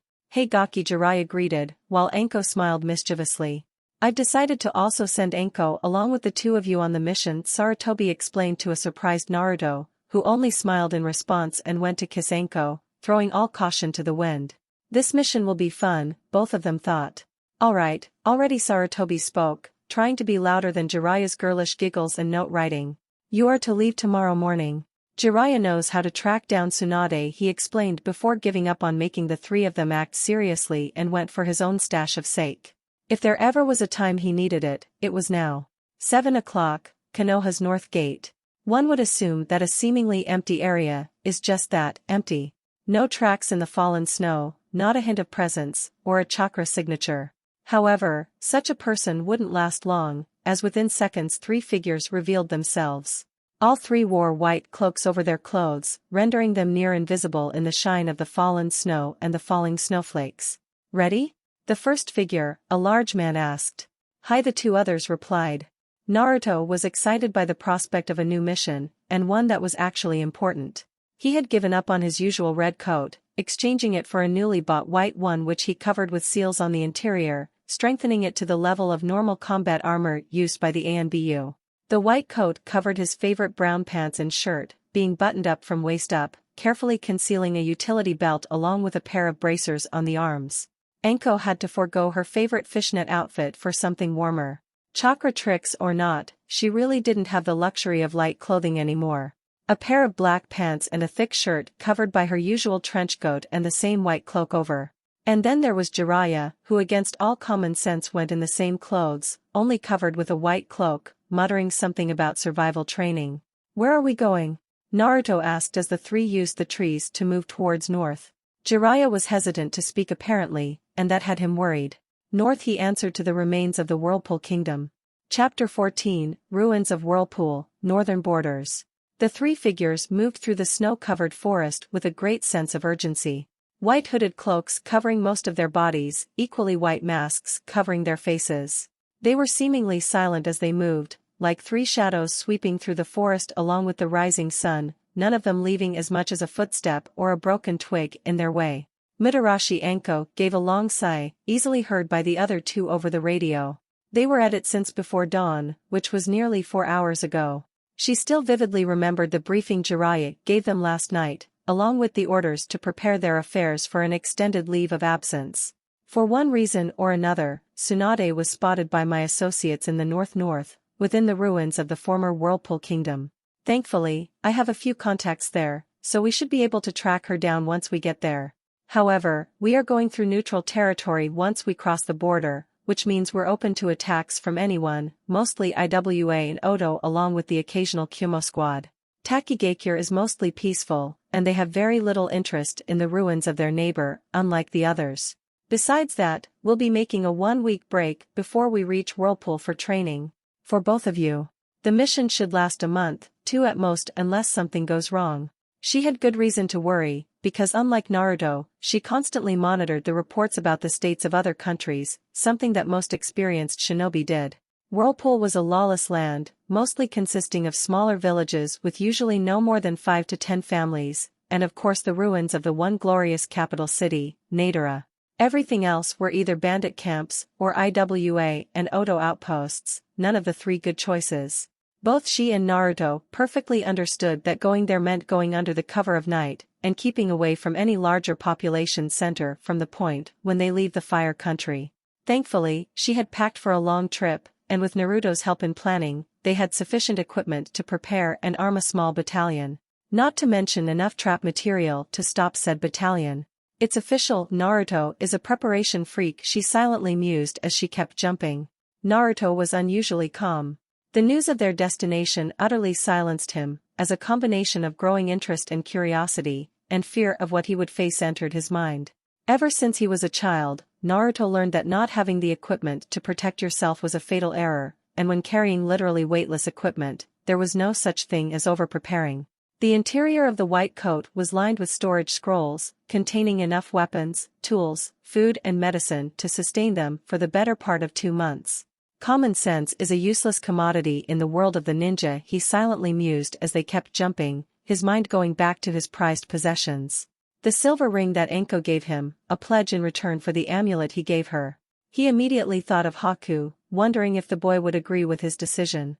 The sword Quicksilver, safely sealed inside the seal on his palm. The leaf Hittite given to him by Irika. His mother's blade, the 2 scrolls, the Hiratian kunai and finally the codex. Each an object of great personal value, each a symbol of what he was, of what he represented, of what he believed in. His mind was now focused on his mental list of goals, most of them concerning improving his skills or Anko in one way or another. A part of his mind went to Gaara, worried if the boy would survive the oncoming chaos. For some reason he had a feeling that he wouldn't be home for a while. Surprisingly, Jiraiya wasn't thinking of porn. Well, at least surprisingly to those who didn't know him well. Like most veteran ninja, he needed a release of some sort from the daily horrors of shinobi life, and for him it was his perverted tendencies that kept him sane. For Tsunade it was sake, for Kakashi it was Ika, for Guy, his youthfulness, the list goes on. Jiraiya was currently focusing on the mission he and the other 2 were taking. Whirlpool held some painful memories for him, memories of his own failures in times past when the squad he led failed to reach the royal family in time, saving only a young Kushina from the court before it was overrun. His contacts had spotted Tsunade and Shizen heading towards the rebuilt city of Nadara. Although the place was a shadow of its former self, its population was slowly growing of the trade routes they managed to establish with their neighbors, exporting their masterfully crafted art and tools, along with refined ore, while using a good part of that money to create a standing army. Kumo and IWA didn't have the time and resources to fight against them, so the small city-state survived and grew. And to top it all there was Kushina's fate. While he never wanted to say it out loud, a part of him always doubted that she died in the hospital, as no body was ever found, and another part suspected that someone was involved in making her disappear. Shaking his head from the thoughts, he focused on the matters at hand, reaching the point of the 1-week break on their voyage, a small valley to the north, right next to the border. A safe place where it would be possible to rest for a while, and where supplies were abundant over the entire year as the entire valley was heated by a subterranean lava flow, the small river within it keeping a warm, almost body heat temperature which in turn kept the entire valley comfortably warm. They kept moving at great speed, even as the snow kept falling. Naruto kept the team away from anyone else, using the highest range of his radiance combined with his chakra tracing skills to avoid anything larger than a wolf. The 3 white blurs kept moving northwards, avoiding any signs of life, and keeping silent on the way. And so it went for the next 8 hours, before they would reach their first stop only to rest for half an hour and then proceed to the second leg of the journey to the border valley. 10 o'clock, Konoha ANBU headquarters, Tianai Division Prison. Gaara sighed for probably the 100th time since he was imprisoned. He couldn't really complain, the treatment was a lot better than he would have expected. The cells were relatively warm, he had food and drink, even being left a few books to keep him entertained, along with a decent light. It was surprisingly comfortable, most likely a benefit of his cooperation. He had also been told that the rest of his family had been granted similar living quarters by the ANBU, who seemed to be surprisingly non-hostile. Not that he cared much, opting to remain generally cold but polite. Having a good night's sleep did wonders for his demeanor. There wasn't much left of the sweet boy he was years ago, but there was enough humanity left in him that a kinder man could be born. With just a hint of a smile on his lips, he sat next to the chakra-suppressing bars of the cell, waiting for the man he remembered as Tiger to come and take over his watch post, and join him for a game of shogi. The whole situation made little sense to him, but then again, his life rarely did, and he learned to go with the flow over the years. His only thoughts right now were what was his first friend doing, how was his family coping with their imprisonment, and contemplating what the blonde enigma told him about true strength. Naruto had a strength he could not comprehend, and on scale that was unknown to him. That final thing he did just showed him how weak he actually was once his shield was beaten. He kept on wondering why he thought so much of the future when he was imprisoned, and most likely awaiting execution. Then again, the world worked in strange ways, and if there was one gift he had received from his insane tenant, it was the foresight madness had at times. It told him that things would get better. Up for another game, came the rather calm voice of Tiger. Tiger-san, of course. Are you ready to lose again? Gaara replied stoically as the older man pulled out a shogi board and a small bag with the figures, chuckling at the boy's response. Thoughts of the future could wait, for now he had a game to win. In a cell nearby, Temari was lying with her back to the wall. She knew that she was being kept in what could pass as a 5-star hotel among jail cells, even being allowed to take a supervised bath yesterday, but none of that changed the fact that she was bored out of her mind. She knew what her fate was to be. Execution at worst, turned into a whore or slave at best. They had betrayed their alliance with Konoha, and she doubted that they would look favorably at that. The recent visit from the Hokage gave her a bit of hope though. The kindly old man who seemed utterly weak, though she reminded herself that deception was the rule among ninja, had told her that much due to her youngest brother's cooperation they stood a good chance of getting through this alive. Of course, that wasn't certain, and she could only hope that things would turn out fine. Kankuro was currently busy. Scratch that, he hadn't slept in 2 days, all the while reading a pair of rather interesting scrolls he managed to smuggle on a small tattoo seal on his arm. He wasn't foolish enough to think that they hadn't noticed, but since they hadn't confiscated them, he kept reading. Out of the 3 siblings, he was the one who was the closest to panic, so he drowned himself in work, avoiding any thoughts about what fate had in store for him. His work in puppetry keeping him occupied was the best thing he could think of. 23:35 Border Valley. The tired trio finally entered the small valley very close to midnight. One of the small side caves was soon occupied as they unloaded their basic equipment and prepared to sleep, while Jiraiya set up a few alarm seals and Naruto left behind a few clones, while he himself summoned Gamakichi. He hadn't summoned him since the meeting before the exams, and he wasn't exactly proud of it. Anko had gathered dry wood, carefully picking out branches to make as little smoke as possible, and set up the fire in the cave, warming it up just enough to comfortably sleep inside, even with the winter weather outside. And, to those curious enough, yes, it is quite possible to make a fire that gives very little to no smoke, that is if you can pick out the exact wood for it. I myself haven't got a clue how to do that, just that the wood has to be very dry, because the damp one gives away thick black smoke. Naruto smiled at his sleeping godfather and girlfriend while he drew a bit of his blood over the summoning tattoo on his right arm, before calling forth his companion. The young toad looked a bit bewildered at the location and the cold, coming from warmer climates. Hey Gamakichi, Naruto greeted while pulling out some dried food from his stash. Hey bro. What's up?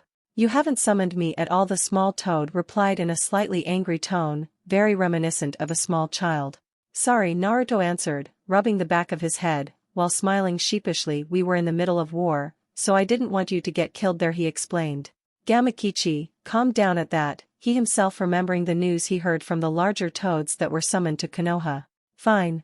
Though I heard you played hero, the toad smirked details.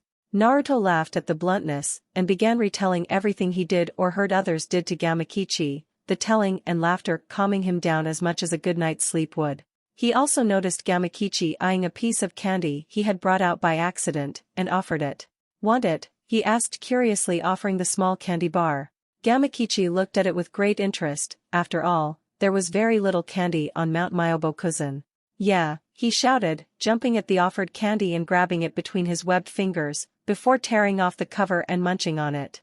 If faith's free, he mumbled through his full mouth, bringing up quiet laughter from Naruto, who enjoyed watching his little friend eat, and gladly pulled out another candy bar for him when he released him. He went to sleep in high spirits, awaiting tomorrow to begin his training. Jiraiya was the first to wake, getting up and stretching his body out. Anko followed soon after, and Naruto awoke last. After a short breakfast, Jiraiya sat down with a piece of paper, in preparation of the training he intended to administer to both of them. He wasn't blind, and Anko's feelings for Naruto were obvious, as were his for her. He had to control himself from telling them to stop beating around the bush and get at it. A lecherous chuckle resulted from the thoughts of what would follow. However, if Anko stayed close to Naruto, she was a target as well, if for nothing else, to get at Naruto, meaning that she would have to grow stronger as well.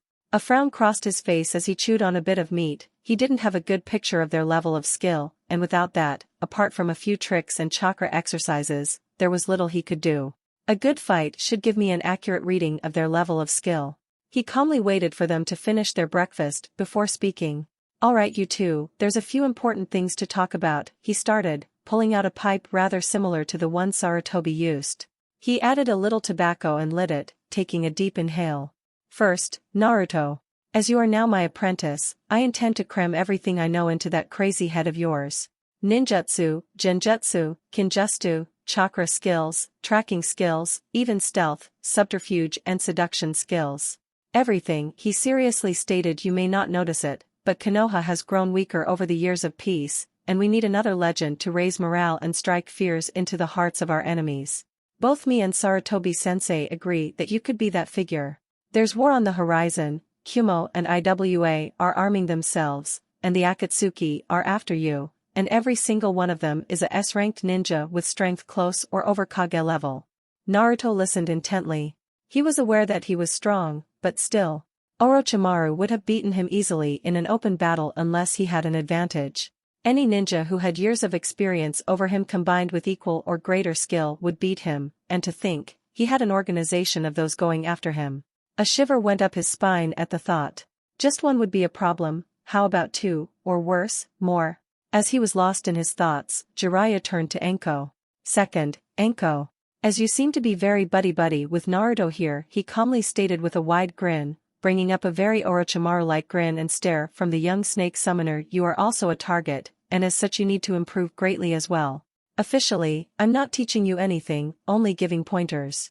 Unofficially, you're my second apprentice in all but name, and I will try and teach you all I can apart from two things. One is the toad summoning contract, and all the special jutsu that require it, but I'm willing to help you develop new ones for the snake contract," he explained. "And two?" Anko asked curiously, feeling much like a child on Christmas morning. "And the Rasengan, Minato's signature attack, which goes to Naruto. I can't teach it to you without either his or Minato's permission, and since he is dead, well, you get the picture." Jiraiya somberly finished, bringing about a nod from both.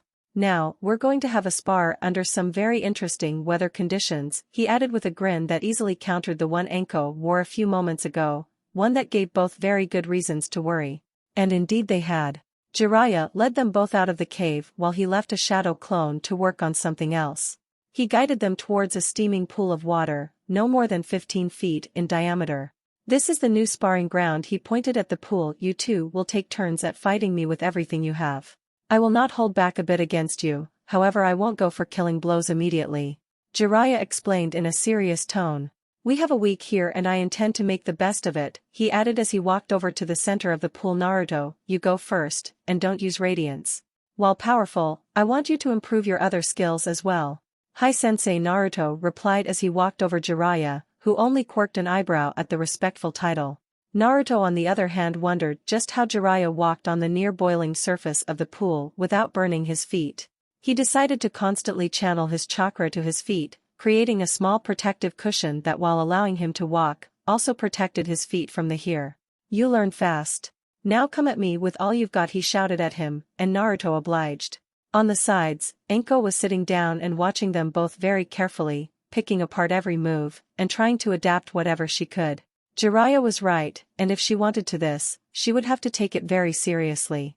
Naruto summoned a single clone and sent him out of the ring, afterwards summoning another two who immediately attacked, while the original stayed behind to study the results. As the two clones moved near for a direct attack, Jiraiya used a kunai to slash at them with a grace he never would have thought he had. Naruto mentally reminded himself never to underestimate his enemies for their appearance or age. The Kage were usually among the oldest of their village and they were by default the most powerful. He frowned at the fact that Jiraiya left no opening, at least none usable to him. Wise move. Study your enemies from the sides, you never know when you might find a weakness that way, Jiraiya advised as he went through the seals for a jutsu. Naruto identified the last hen seal as a tiger seal, meaning that it would most likely be a fire jutsu. Okay, let's see what he has in store. Fire release, dragon's burning breath. Jiraiya shouted as he exhaled a long and continuous river of fire at Naruto. Naruto stood silent for a moment, before moving his hands quickly to a seal, while internally thinking water release, water encampment wall. The large cylindrical barrier of water immediately rose to block the fire attack. You do know of that jutsu's weakness? Jiraiya asked while throwing another breath of fire at the fading wall. The wall collapsed, leaving behind what seemed to be a charred corpse. Seemed being the key word. Jiraiya smirked at the little bit of on-the-post tactics, correctly guessing that he created a shadow clone outside the barrier, and used substitution to replace himself with the clone. The only question was, where did the boy hide? The surface of the pond was clear, and the air as well. No way, he thought, utterly surprised that the boy would actually go for move as risky as submerging himself in near boiling water just to make sure he got the element of surprise. And indeed he did, nearly catching Jiraiya off guard, though the old man had to admit that it was only his years of experience and honed instincts that saved him from being hit by the large flowing sword as it threatened to slash him from groin upwards. Immediately moving to the side, he sent a hail of kunai at Naruto, who immediately blocked each attack with the sword, all the while charging at him. Jiraiya took the moment to notice that Naruto's skin wasn't cooked in the water. So he figured out how to shield his body from harm that way, and all in the midst of battle. And to think they actually called him the deadlast in the academy. Damn, if he had been trained properly like those clan brats, he would have easily beaten Itachi's record for becoming an ANBU captain by now. Naruto silently charged at him, the two-handed sword moving at great speed aimed towards the Sanin's neck. Jiraiya easily dodged the blow, slipping a hit to the boy's gut with his knee. Naruto winced at the pain, but didn't stop or drop. He felt worse before. Now that the introductions are over, care to play for keeps? Jiraiya asked, while Naruto nodded in response, raising one of his hands to his chest. Naruto molded his chakra carefully, preparing to trigger the deactivation of every suppression seal on his body. Weights, chakra blockers, chakra suppressors, the works. A small crack of the neck was all that was felt, however Jiraiya knew better. Naruto learned at an early age how to hide his own chakra, and something told him that he could actually have a little challenge now. And he could finally have a good fight, something he didn't have since that time a few years ago when he fought against a team of 5 Nuke-Nin.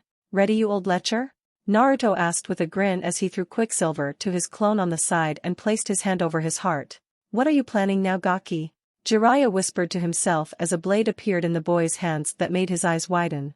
The Song of the Wind, a weapon legendary among swordsmen, said to have been forged for the founder of Whirlpool and the Uzumaki family, and that only one of their own blood could draw it from its sheath.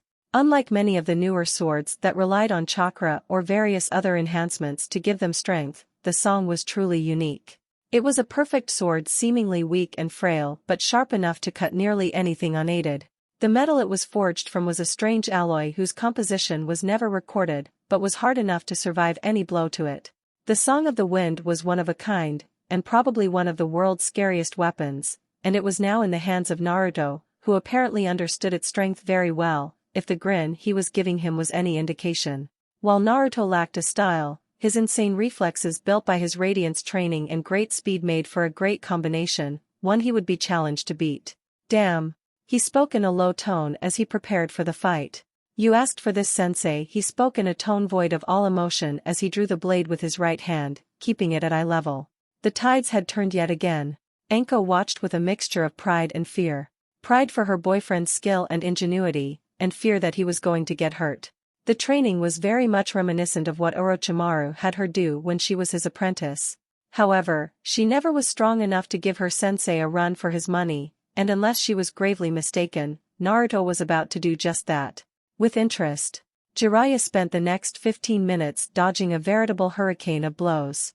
Naruto wasn't only using the blade, but the scabbard as well, adding strong swipes to the combination. He had more shallow cuts and bruises than he cared to count, and while Naruto couldn't land a single blow fully, the small cuts still bled and weakened him, and his kunai did little to stop them. He wasn't given the time to use jutsu, and all those he knew without using any hand seals actually took time he didn't have to execute. Naruto was no longer playing around, all the restraints he placed on himself were removed. If this is his level of strength now, he thought as he dodged a blow aimed for his neck, only to be swept by another to his leg. Jiraiya landed on his hands, quickly moving to a handstand and dropping back on his feet a few meters away. I'm seriously scared to think how powerful he would be when fully trained. With that blade guided by his speed, I'm no longer his superior in close quarters. However, as deadly as he is, there are still openings I could use, not to mention the Sage mode. He lacks a fixed style, but his on-the-spot adaptability means he'd actually do better without one. That dance of ruin he showed was nothing more than a collection of special attacks following his normal speedy swipes. I know of a style that would fit perfectly into his usual way of fighting. Now if I could only remember how it went. Wait a sec, he's not using his radiance now, nor is he using jutsu, and if he can fight that well on instinct alone, what have I unleashed? At the same time Naruto was experiencing something strange and rather unfamiliar to him.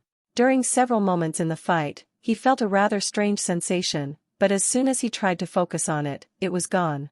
The strange and comforting feeling of emptiness, of thoughtlessness, engulfed his mind in short moments during the fight. He remembered reading something on the subject a while ago in one of the scrolls on meditation, that the pinnacle of meditation was a state of empty mind, as the scroll called it, when the brain actually didn't think, and only the instincts remained to guide the body without the mind sapping its strength. Time seemed to have slowed down in those short moments, only to immediately speed back up. The feeling of the sword in his hand was majestic. The blade almost had no weight, and every move he made felt natural, as if he knew what he was doing. If he was being honest, he was mostly swinging the sword around, without any style, and he had a sinking feeling that any proper swordsman would be able to block or break his moves, if he could keep up with the speed. Anko gaped at the fight in front of her. This was no longer a simple spar, but a real battle, and she understood that should she interrupt them, one of them could easily die. Absent-mindedly gripping the necklace Naruto gave her, she inwardly muttered, "Kick his ass, Naruto." The final clash finally came. Both were tired, and Naruto's chakra was at a low from keeping his speed up. Jiraiya on the other hand was physically tired, but could deal with it as his chakra reserves were still nearly full, having only used a pair of fire jutsu and substitution a time or two, while Naruto was draining his reserves the entire time. Not bad Gaki, but you still lose. Now tell me why you didn't use any jutsu from your arsenal? Naruto smiled at the question. So you figured it out. Honestly, I was too busy trying to find out what was this strange sensation I felt in my head during the fight, Naruto said in a calm tone. Oh? Jiraiya asked in a semi-mocking tone while quirking an eyebrow. Empty mind, Naruto shortly stated, bringing another shock to the Sannin. Well, that's a surprise. You were deadly here, however here are the bad sides. First, your style of fighting so far focused purely on fighting a single opponent without any area attacks to strike multiple ones or a viable defense against multiple foes. Should you be faced by one strong enemy, I have little doubt you could outspeed them, however, 2 or more and you're toast. Jiraiya explained to the young Chunin, we'll have to work on that, and then there's the Rasengan, along with a few more choice moves and seals. Also, that chakra Artofiers could be upgraded a bit, Jiraiya thought out loud, while Naruto was getting slightly sullen. The old sage was right, yet again. Don't get too down Gaki, I have a few ideas how to fix those problems up. Your shadow clones will be working overtime. Now get Jiraiya shoot him as he popped a small red food pill into his mouth. Anko, you're next. 9 o'clock, Konohagakure, various locations. Kakashi sighed once more as his finger crossed the surface of the memorial stone. Your son is something else, sensei, just like you were, he quietly mused, as a single tear came down his face. His fingers went over the names of his teammates and sensei. Obito, Rin. He sighed for the umpteenth time, idly remarking that he did that too much these days. It would do no good if he were to abandon the rest of his team, as Sasuke and Sakura could use some more training. He had the distinct feeling that the shit was about to hit the fan, and he wanted both him and his students to be ready. A loud cursing was heard from the main and only inhabited building of the mostly empty Uchiha district.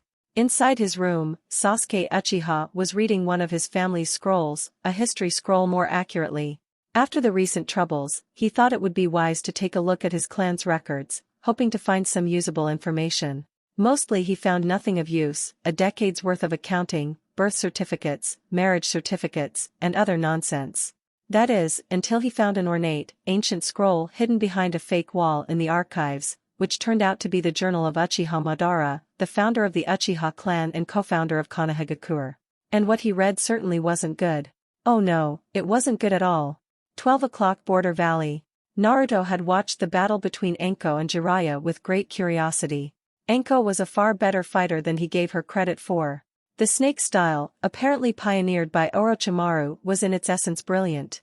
It relied on improved speed and flexibility to bait the enemy into an opening that didn't even exist, and then strike fast and hard, aiming for almost any disabling pressure points and nerve clusters on the body. Add to that the constant appearance of snakes out of every opening of her clothes, and Jiraiya actually had problems fighting her normally. He did however neutralize most of the poisons he was injected with. Jiraiya had made preparations for fighting Orochimaru, and apparently neutralizing poison by using chakra was one of them. He was beginning to fully appreciate the genius that was the perverted sage. The sheer knowledge and intellect revealed in very few moments when Jiraiya drops his jokes and giggling to face an opponent seriously. Neither Anko nor him could have really won against him, and for all the boasting, he wasn't even using half his strength, however his speed was greatly challenged. Of that he was sure. It would be several hours later that the three of them fully recovered from the spars, and Jiraiya finally finished the schedule for their training, not only for the remaining 6 days, but for the duration of the entire trip and likely afterward. Taking one final look at the 2 scrolls he made, he passed them to Anko and Naruto, both of them busy with a piece of roast boar meat. These are your schedules for training from now on. We'll use the last hours of jutsu training to learn new skills or improve on old ones. Naruto carefully eyed the piece of formerly rolled-up paper in front of him in abject horror. Combined physical and chakra training along with kenjutsu for 6 hours, followed by a short break to eat and rest, and after that a second battery of physical training and jutsu training after that. If Anko's expression was any indication, her schedule wasn't any better.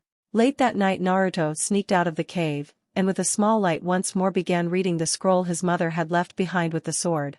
My dear son. The sword you hold in your hands is the Song of the Wind, the last remaining legacy of the Whirlpool. I managed to save the sword when we escaped the invading forces years ago, and as it has been for 5 generations, now the sword goes to you.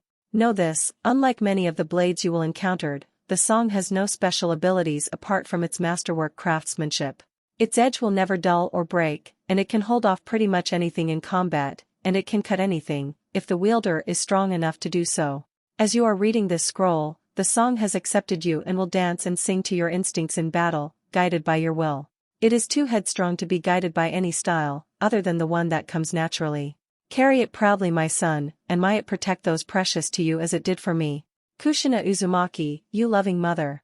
He silently resealed the scroll and removed another one, this one containing a series of 3 extremely complex arrays. Now let's see how you made it father, he muttered as he summoned a number of clones to keep watch. His eyes squinted in the limited light as he finished breaking down the first array, and it only took him the better part of 4 hours to figure out most of it. It's not like he really needed the night's sleep anyway, he knew full well that he could go 48 hours without any consequences. The first was a highly complicated version of a beacon of sorts, one that could apparently reach a person almost regardless of the distance. And it was bound directly to Namake's blood, making it impossible for anyone not of the family to use the array. Clever bastard, he silently mused while a wide grin covered his face. There was still a long time before dawn. Unknown to him, neither Jiraiya nor Anko could sleep. Jiraiya was thinking of the past, the Second Shinobi War, and his last visit to Whirlpool. He had contacts there, but shinobi were anything but popular among their people, and their samurai force was not to be underestimated. But that's not the only thing he was worried about. Why was Tsunade going there? What could have possibly possessed her to go so far north into hostile territory? His spy network drew a blank on the subject, figuring her destination only when she was nearly halfway there. Then there were the unsettling rumors about a monster that roamed the countryside. Though he gave little credence to such rumors, it was wise to keep an open mind about such things. Anko quietly got up and walked out, settled quietly into a blanket and watched Naruto studying. She couldn't put her finger on it, but she had a very bad feeling about this mission. Tomorrow noon found a downright exhausted Naruto barely holding on to Quicksilver as he dropped on the ground next to the campfire. Next to him was an equally tired Anko, who merely sighed and laid her head in his lap, while Naruto's clones prepared food. Jiraiya wasn't in a much better condition either. While his clones guided Naruto and Anko, he was training his speed and working on a few moves as well. Lunch is ready. One of the 3 cook clones shouted and began pouring the stew into small bowls before passing them around to the exhausted trio. So, where do we stand, sensei? Naruto asked the question that troubled him for a while now, all the while stroking Anko's hair. Yeah, Jiraiya-sama, I'd like to know that too, Anko added. Jiraiya stopped eating for a moment, thinking out what to tell them. Honestly? Naruto, you're about low jounin in just about everything apart from your talent in seals, your chakra capacity, and your stamina. Those 3 are Kage level easily. And your skill with the chakra art gave your knowledge on seals a whole new avenue of use. When you've only scratched, Naruto gave a small smile, which was instantly sunk, but don't get cocky, you're still a weak rookie compared to some of the people you will likely encounter. And your genjutsu skills are about mid-genin level. We'll have to work on those. Anko, you are about mid-jounin level in taijutsu and ninjutsu. ANBU class tracking and poison skills along with chunin level genjutsu skills. Your stamina is decent, high chunin, speed jounin easily. Strength, well, you're about as strong as he is without chakra enhancements. You lack any really strong attacks, but you mostly make up for them with your other skills. Apart from helping you develop new jutsu or teaching you some of the one I knew, there's little I can do for you, I'm afraid. Don't worry, Naruto added, giving her a kiss as well. There's still a lot to learn that could help, and I'll be there to help as well, he reassured her, not that she really needed. Anko knew her level of skill pretty well, but it was always good to get a second opinion. She still smiled at the offer, knowing that even if she told him not to, he'd still be there for her, something she also didn't mind at all. The trio rested for the hour, preparing for the next part of the day's training, Naruto being very eager to find out just what Jiraiya had in store for him and Anko. Get up, people, time for training. Jiraiya calmly called as he walked out of the cave. An unseen smile covered his lips. He was really curious how long it would take the brat to learn it. 4 days later, Konoha, Hokage's office. Hiruzen Sarutobi carefully looked at the final draft of the treaty that he and the council put together. He had to admit that he liked it very much, and apart from the fact that they'd lose a part of their trade profit, Suna wouldn't lose much. But Konoha would gain quite a lot. He was well aware of the expenditures Konoha had, especially when it came to hard-to-manufacture resources such as glass, and sitting on the elemental country's biggest supply of sand, Wind Country and by extension Sunagakure was the best at making it. Same rate of export for free to Konoha for a full year, and afterward trading glass at a reduced price. Combined with a number of wind jutsu that could have easily been acquired another way, it gave both sides a plausible and very much appeasing way of settling the conflict without further losses. Now, all he had to do was persuade the 2 daimyos that it is the best option, and compared to military retaliation for the invasion, it was a godsend. He was still angered by Orochimaru's machinations, and the fact that he played them by taking over the position of Kazekage, and further manipulated the Wind Daimyo into reducing the financial support for Suna. After that, guiding the whole thing into war wasn't hard. The council at first remained their pig-headed self, but after Shikaku and Shibi pointed out that if someone manipulated another village to attack them in order to weaken both, they were somewhat more willing to cooperate. Tiredly rubbing his temples, Sarutobi summoned a pair of clones to do the paperwork and sat down to read his favorite piece of literature. End of the week, northern borderlands of the Fire Country. From this point onward, don't drop your guard regardless of what happens. Jiraiya ordered. We are entering hostile territory. From here on we're going under code names unless we're in a secure location. I'll be Toad, Naruto's Fox, and Anko is Snake. Understood? Hi, came the simultaneous reply of the other 2. The vast plain that stretched between the borders with Odo and Iwa was before them. Covered with light forests and crisscrossed by rivers, the borderlands were a lawless place that rarely saw the institution of government, and considering the vast population of a couple of hundred scattered in isolated homesteads and small villages, it wasn't really needed. Stopping here for any period of time wasn't an option, as the region was also frequently visited by Iwa mining teams escorted by full squads of shinobi. They would have to move fast, for the cover of snow wouldn't last long. Chapter 15, Ruins of Whirlpool, Prelude to the Battle. How far are we from the second border, Toad? Came the monotone masculine voice over the radio. 25 kilometers due north, came the reply. We'll be there by midnight, and that's when we'll slip into Whirlpool, undetected preferably. We need to reach the trading post at Karaki's, which is an hour further. One of my contacts is there, and he should be able to help us locate Tsunade, Jiraiya added. It had been 10 hours since they started running before the crack of dawn, and there were 6 more hours to go. The pace he had set was brutal and exhausting, however, it helped with their training, and he himself was used to such traveling. Naruto cleared his mind of his thoughts, opting instead to focus only on his surroundings. The snow-covered lowlands were beautiful, no doubt, but he wasn't looking with his eyes. The picture Radiance painted was something else indeed. The echo of the surface of the world around him, combined with the soft glow of life. It was truly a unique perspective on the world around him. And much to his pleasure, the lands were void of any human presence. No matter how good they were, there were very, very few who could fool him. He still couldn't shake the sense that he was being watched all the time, and wondered whether someone was truly watching him or if it was his paranoia coming to bite him in the behind. Time flew by quickly as they moved, all but invisible in the snow with their features covered. The weather had improved, if only slightly, as the snow stopped falling and the skies cleared, so when night fell, the stars and moon gave just enough light for them to move at half speed. Anko noted when they reached the border that Jiraiya had already taken the loss of speed into account, and that he chose to cross the pass that represented the border by night.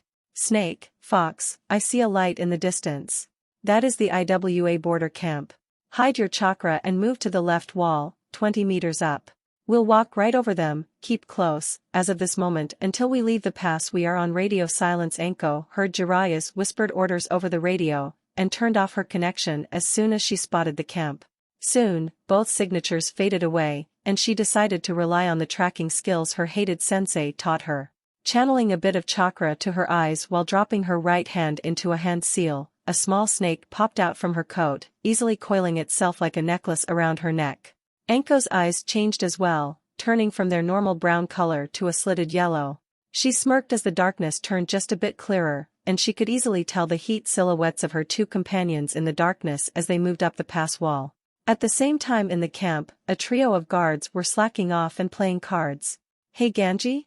I'll take 1 inch, asked the first one of them. Yeah? 2 for me, answered the other. What do you think they're digging in those mines? Raised by 50 Rio. Damn me if I know. Following, Ganji responded. I've heard stories about some ruins being there. The third one decided to chip in. I've seen them hauling some old chests with scrolls inside them, along with tons of gold bars. Weird, I tell ya. Kami knows what the Tsuchikage wants with those scrolls. They're full of gibberish from what I saw. Little did the 3 ninja know that 3 people were watching and reading their lips, noting the information away for later. The team moved with great stealth over the camp, maintaining a low, yet constant speed until they were out of hearing range. Jiraiya knew well that the 2 could easily see in the dark, so he waited until they were at a safe distance before giving them a few hand signs, which they both interpreted as an all clear for their radios. Naruto snaked a hand through his hood, and right behind the ivory white mask, flipping the near-invisible earpiece back on. Fox, Snake, do you copy? Snake here, reading you loud and clear. Fox here, over. Naruto quickly replied to the hail, and, yes, believe it or not, it's actually called a hail. We're in the clear, speed up a bit and as soon as we're out of the pass, unless something comes up we can go back to normal traveling. Also, Snake? Report back on the news. Ape might want to know. Naruto made a short smile on the name he used for what could only be Sarutobi. ANBU animal names were very useful as they gave very little identity to their bearers. Although he was pretty sure that the names Snake and Fox were hardly as popular as some of the other, still, he'd set all such thoughts aside, as they now finally reached the edge of the pass. Fox? Jiraiya asked, demanding the status of the surrounding area. We're in the clear. 150 meters in all directions, Naruto quietly responded. Alright, move out. We have ground to cover, and 8 hours till dawn. It would be only 4 hours before they reached the first signs of civilization, a small town on a riverbank surrounded by a wooden palisade.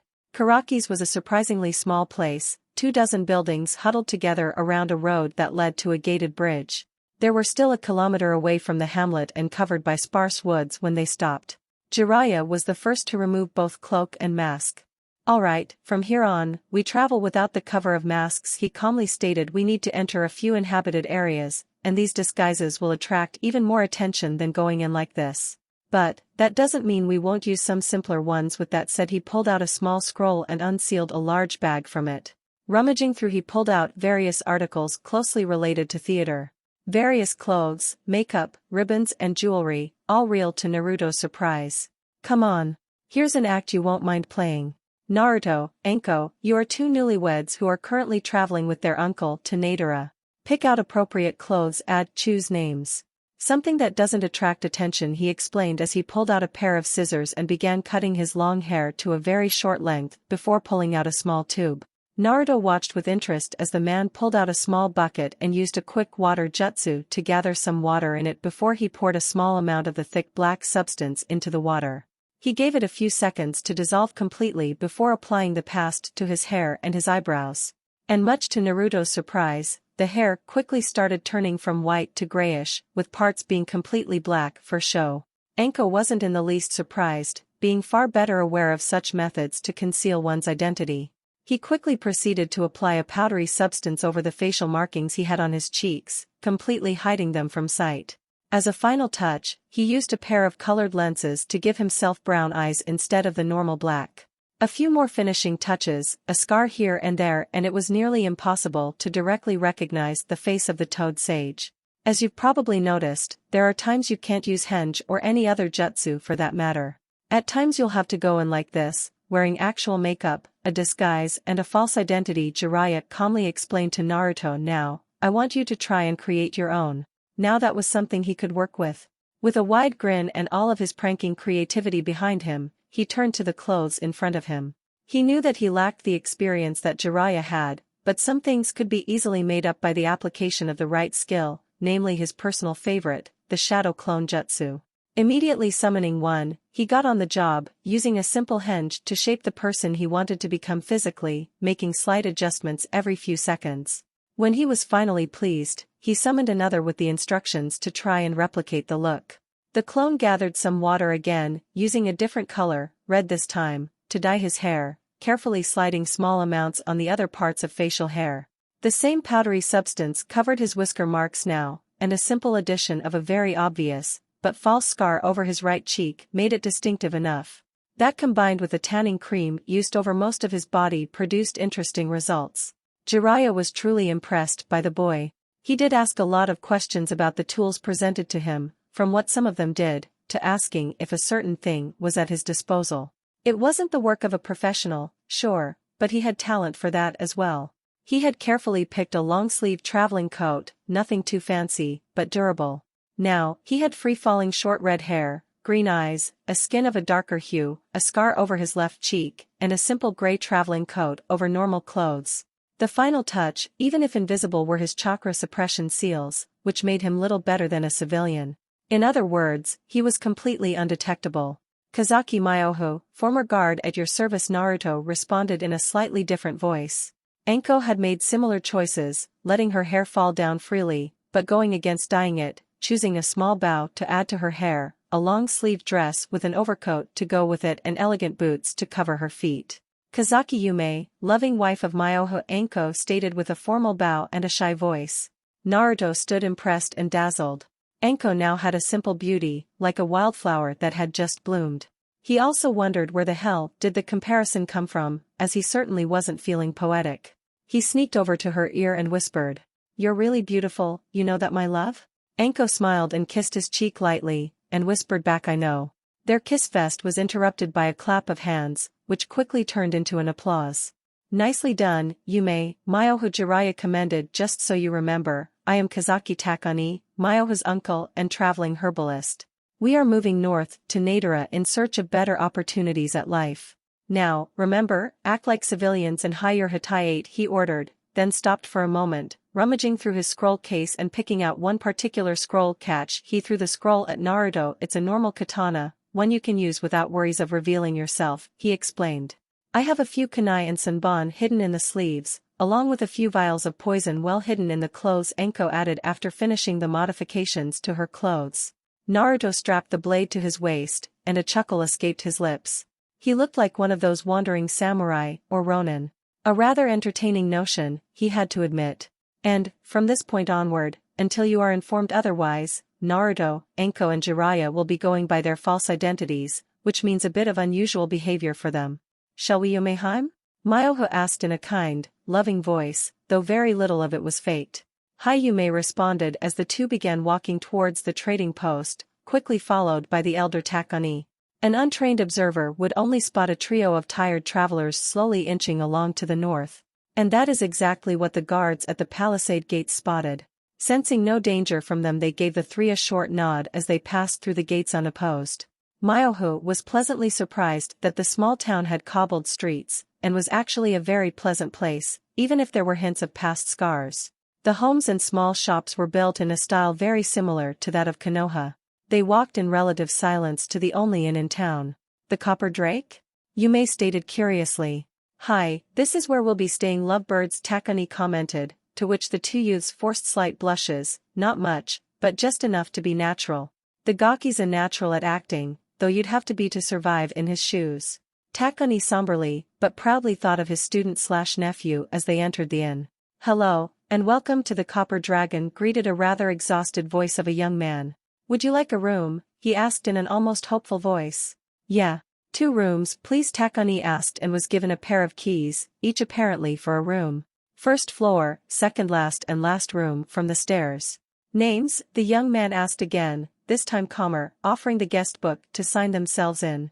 They wrote down the false names without a second's thought, and proceeded to check their rooms, only to hear a shout, and careful with that sword. The rooms were simple, as good as can be expected of a small town in the middle of nowhere. A pair of futon in each room, a window, and a shared bathroom between the 2 rooms. It was no great luxury, but just enough for a comfortable stay. Yume and Myoho were left alone in their room by Takani, much to the couple's pleasure. You know, we do have a lot of free time before we have to go. Myoho whispered in a husky voice as he snaked his arms around Yume's shoulders in a warm hug, kissing her neck. He wanted her very much, but would willingly wait as long as she wanted. He loved her too much to hurt her. Hold your horses, lover boy, Yume whispered back as she turned his head to kiss him on the lips, and whispered, fun now, but the full deal when we go back home, okay? I don't want to risk someone finding us out now. There are too many enemies here, she assured him while turning around and laying a deep kiss on his mouth. Myoho softly pulled her down onto his lap as he sat against the wall. Yume merely cuddled into his form, her body finding great comfort in his warmth. Next door, Takani smiled at hearing their words. He would never admit it, but he envied the boy. He also idly mused about passing some of his work to him for educational purposes. And with a quick prayer for their health to whatever gods choose to listen, he returned to his work, going through a long scroll covered in thick, but neat writing. 1600 hours, Konoha, unknown location. Danzo sighed in annoyance. Things weren't going according to plan, that much he knew. Naruto Uzumaki, no, Namikaze, had slipped from his fingers and had claimed both his name and legacy and was being trained by Jiraiya, and much to his irritation bringing back Tsunade to be the next Hokage. His entire plan for the future was ruined. However, Danzo also wasn't a fool. One does not survive on the battlefield for as long as he did without learning a great deal about strategy and patience, something he had in abundance. He always preferred to pull the strings from the shadows. In a small stone office, he was sitting before a large desk covered by a map of the elemental countries, with several large, thick folders over them. His focus was now placed over a small territory to the north, stuck in between cloud and stone. With a small smirk he pulled out a pair of blank scrolls, wrote a short letter on each and raised them. From the shadows, 2 agents of his route stepped forward. Make sure that these are delivered safely to the Raikage and the Tsuchikage, he commanded in his usual quiet, flat tone. Hi, Danzo-sama, the 2 shortly replied. And so it begins, he gave of a dark chuckle, oblivious to a third shadow that sneaked out of his headquarters. 1730, ANBU headquarters, INT division. So these are the 2? Ibiki asked. Yugao Yuzuki shortly nodded as they both watched the 2 root ninja who were now bound, blindfolded and gagged inside their own prison cells, stripped of most of their clothes and all weapons and/or tools. The finely trained experts of Konoha's interrogation and torture division were good at what they did. The 2 prisoners stood very little chance, and the letters they gave already implicated both them and Danzo in what could only be called treason. Very well. Inform the Hokage of our catch, and I'll personally report as soon as they spill their guts. Sigh, for once, I wish Anko was here, then I could easily wrap this up in an hour and go home. Ibiki was indeed tired.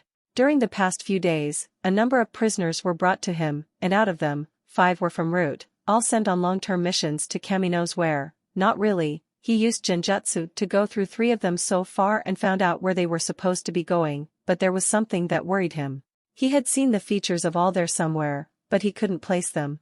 It wasn't the bingo books, he was sure, as it was the first place he checked. Did he work with them at some point? No, they were too young. The oldest was 15 years old. Their bodies carried many scars, one such as he would easily and accurately connect to torture.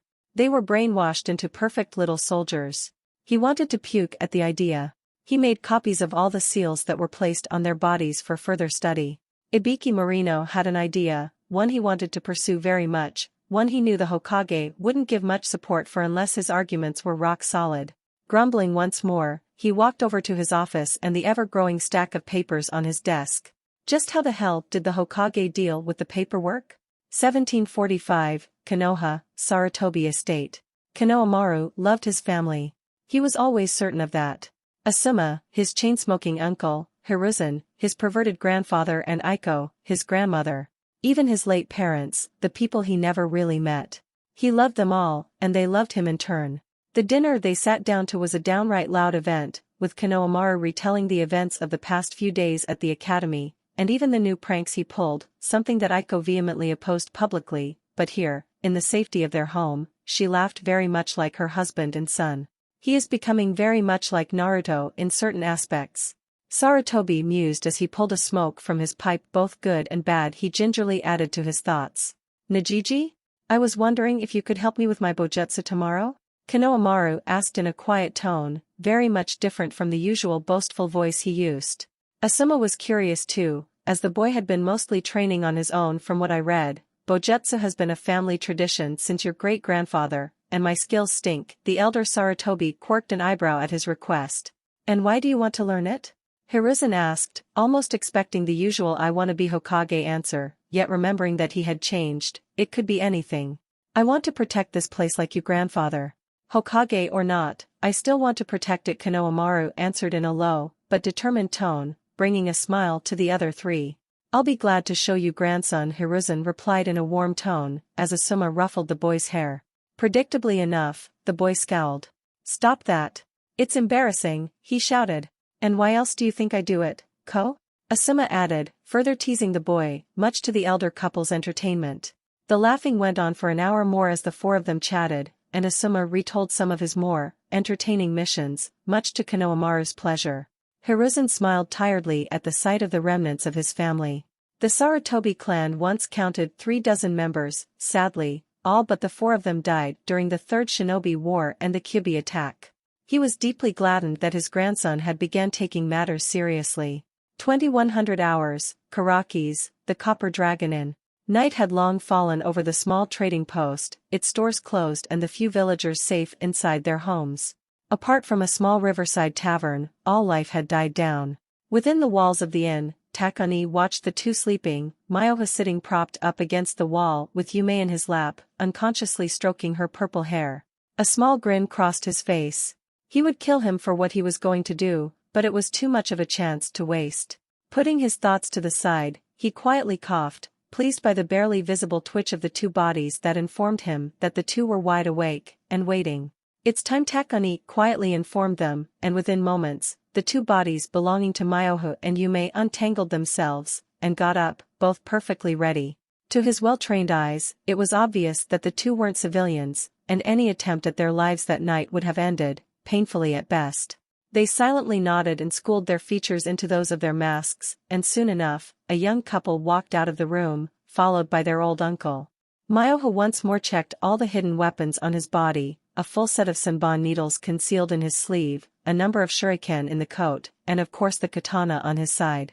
And finally the sealing array which kept his chakra in check, ready to be released within a moment's notice. He idly noted that Yume and Takani did the same as him before they walked into the tavern, as inconspicuous as the next group. Takani went to the bar, and after a short word with the bartender the trio moved to one of the tables in the back, well shielded from the others by the nearby bar. They sat in relative silence, each enjoying their own drinks and a bit of food as they waited for the elusive contact that was supposed to meet them here. After a few minutes, Myoha broke the silence. Tell me, uncle, what's it like up north? He asked in a curious voice, while Takani gave him a calculated one, as if asking what the fuck are you doing? It's been years since I've seen Gramps, ever since he moved. What's it like there? He continued, much to Takani's annoyance, however the barely visible moves his handmaid told him a different story. Tunin. IWA. Chunin. 3 tables left. Keep talking. Smart brat. He's getting into this quite well already, he thought as he began talking, explaining to the naive youth about the north. The 2 enemies were none the wiser as a somewhat drunken figure made its way towards the bar, sitting right next to them. Myoha noted that Takani had forcibly drained most of his drink. Hold on a second, I'll go get some more, he commented to the 2, and barely brushed the man. He came back a few seconds later with another bottle of sake, gladly pouring himself another saucer as he waited for the drunken man to leave, signaling the 2 that he was the contact and to keep quiet. Yume had already been studying the 2 enemies, putting their faces together with the information she had neatly memorized. Any sane ninja above Chunin rank knew the bingo books by heart, and she certainly wasn't foolish enough to make such a mistake. However, those 2 were in the books, marked of as the Emerald siblings, Cho and Sei, and even though they had low chakra, they were dangerous enough to warrant an C-rank reward from Kumo for their heads. It would be best if the 2 were avoided, it would waste time. She notified the 2 of it, and with a nod, they slowly, and in visibly good mood left the tavern after only drinking and eating a little. Both visibly stiffened when they left the building and heard Takani's voice. Myoho, go to the inn and get our belongings. We're waiting for you outside the village near the bridge. Myoho silently nodded and walked off.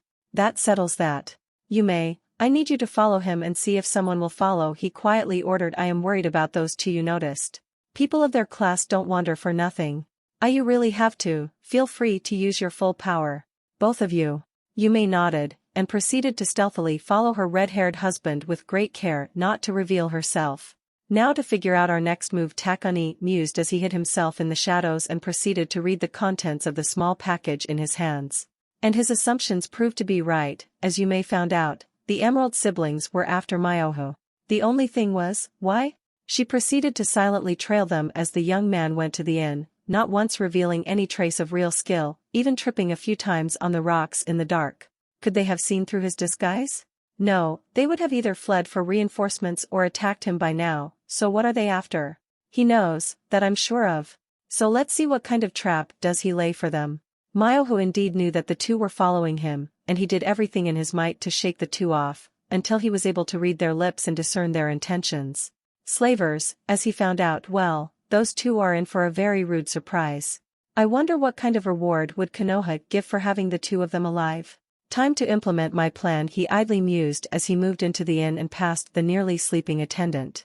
He hurried off to his room, and withdrew his right sleeve, revealing his summoning tattoo.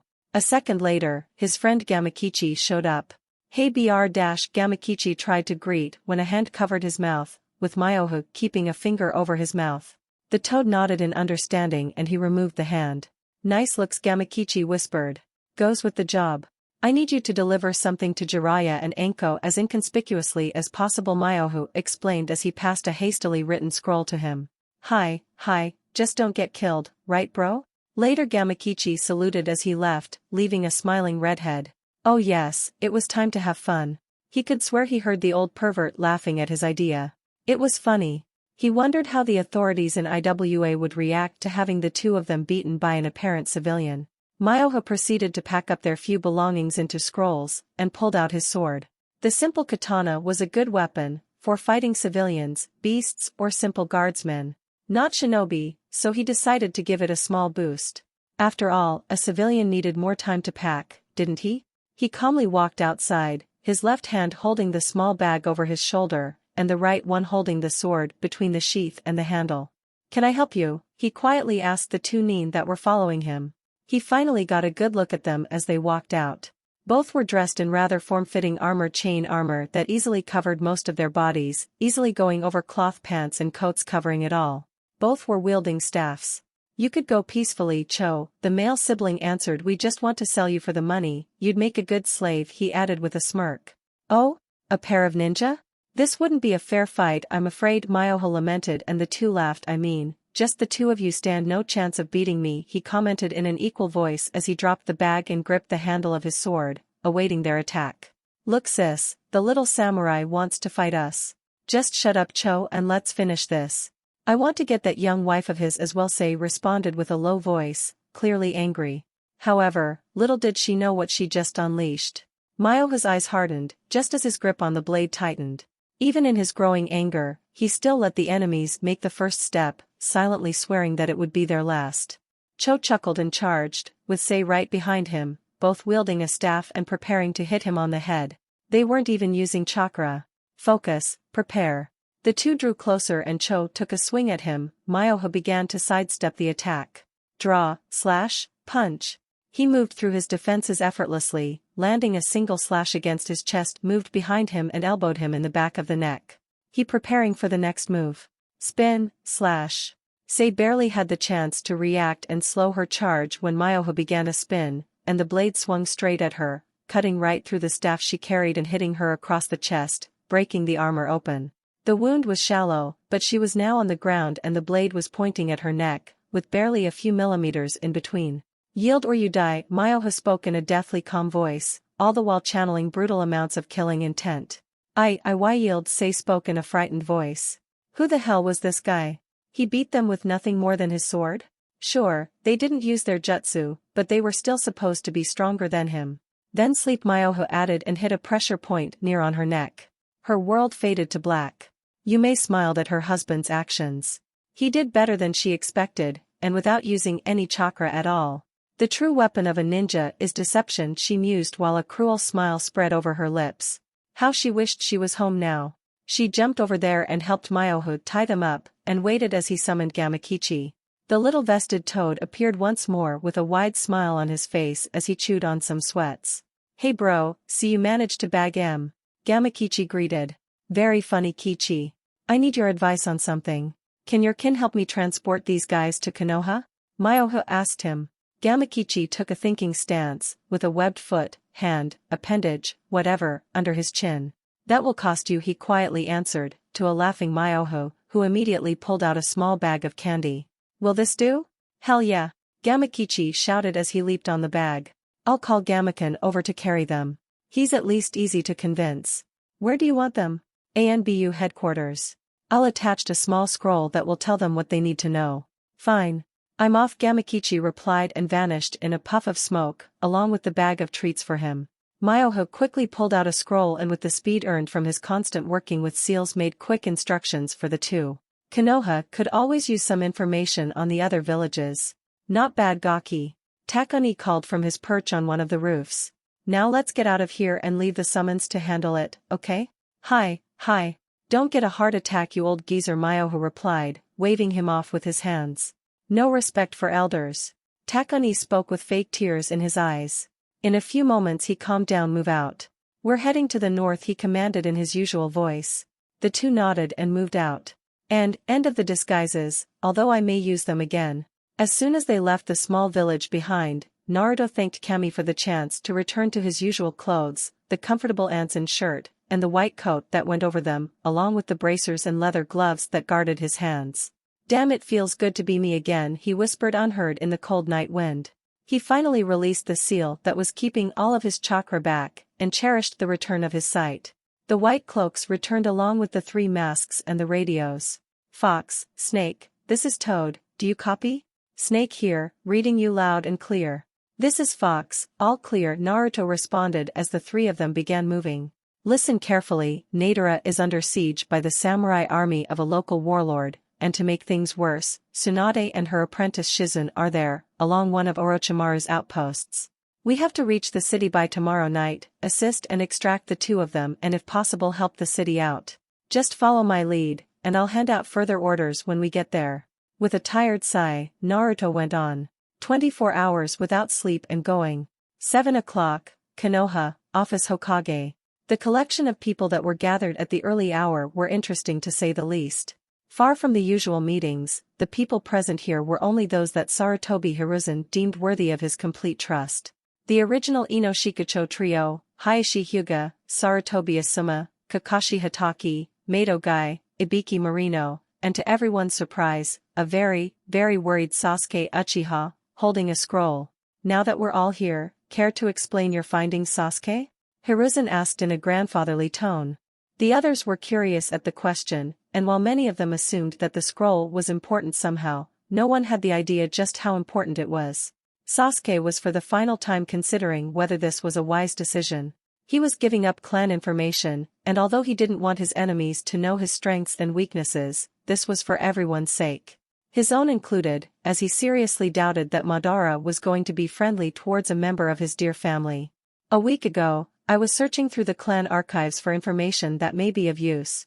The various things I found were mostly useless apart from a journal of sorts, and a short work on the Sharingan, both written by Madara Uchiha. He began in a calm voice. However, the dates in the journal didn't make sense until I read both scrolls. In reality, the Sharingan has 3 levels, the normal one, a second stage called Mangekyo Sharingan, which is brought about by great personal loss and give access to new powers, and a final stage, the eternal Mangekyo Sharingan. I can personally guarantee that Itachi possesses the second stage, as he paused for a moment to overcome the feelings of rage and loathing he used it on me. However, that's where things get worrying. The third stage grants agelessness. He spoke in a worried tone now, fully aware of the implications of his words. Madara Uchiha survived his battle with Senju Hashirama in the Valley of the End, and is still alive. And why are you so certain of this information? Hayashi doubtfully asked. Because he also left one final entry in the journal, dated to a little more than 14 years ago, just a week before the Kyuubi attack. I quote, "I've finally found it. In a week's time, Konoha will burn for their betrayal, and my cowardly family will finally be purged from the face of the earth." An immediate silence descended on the room.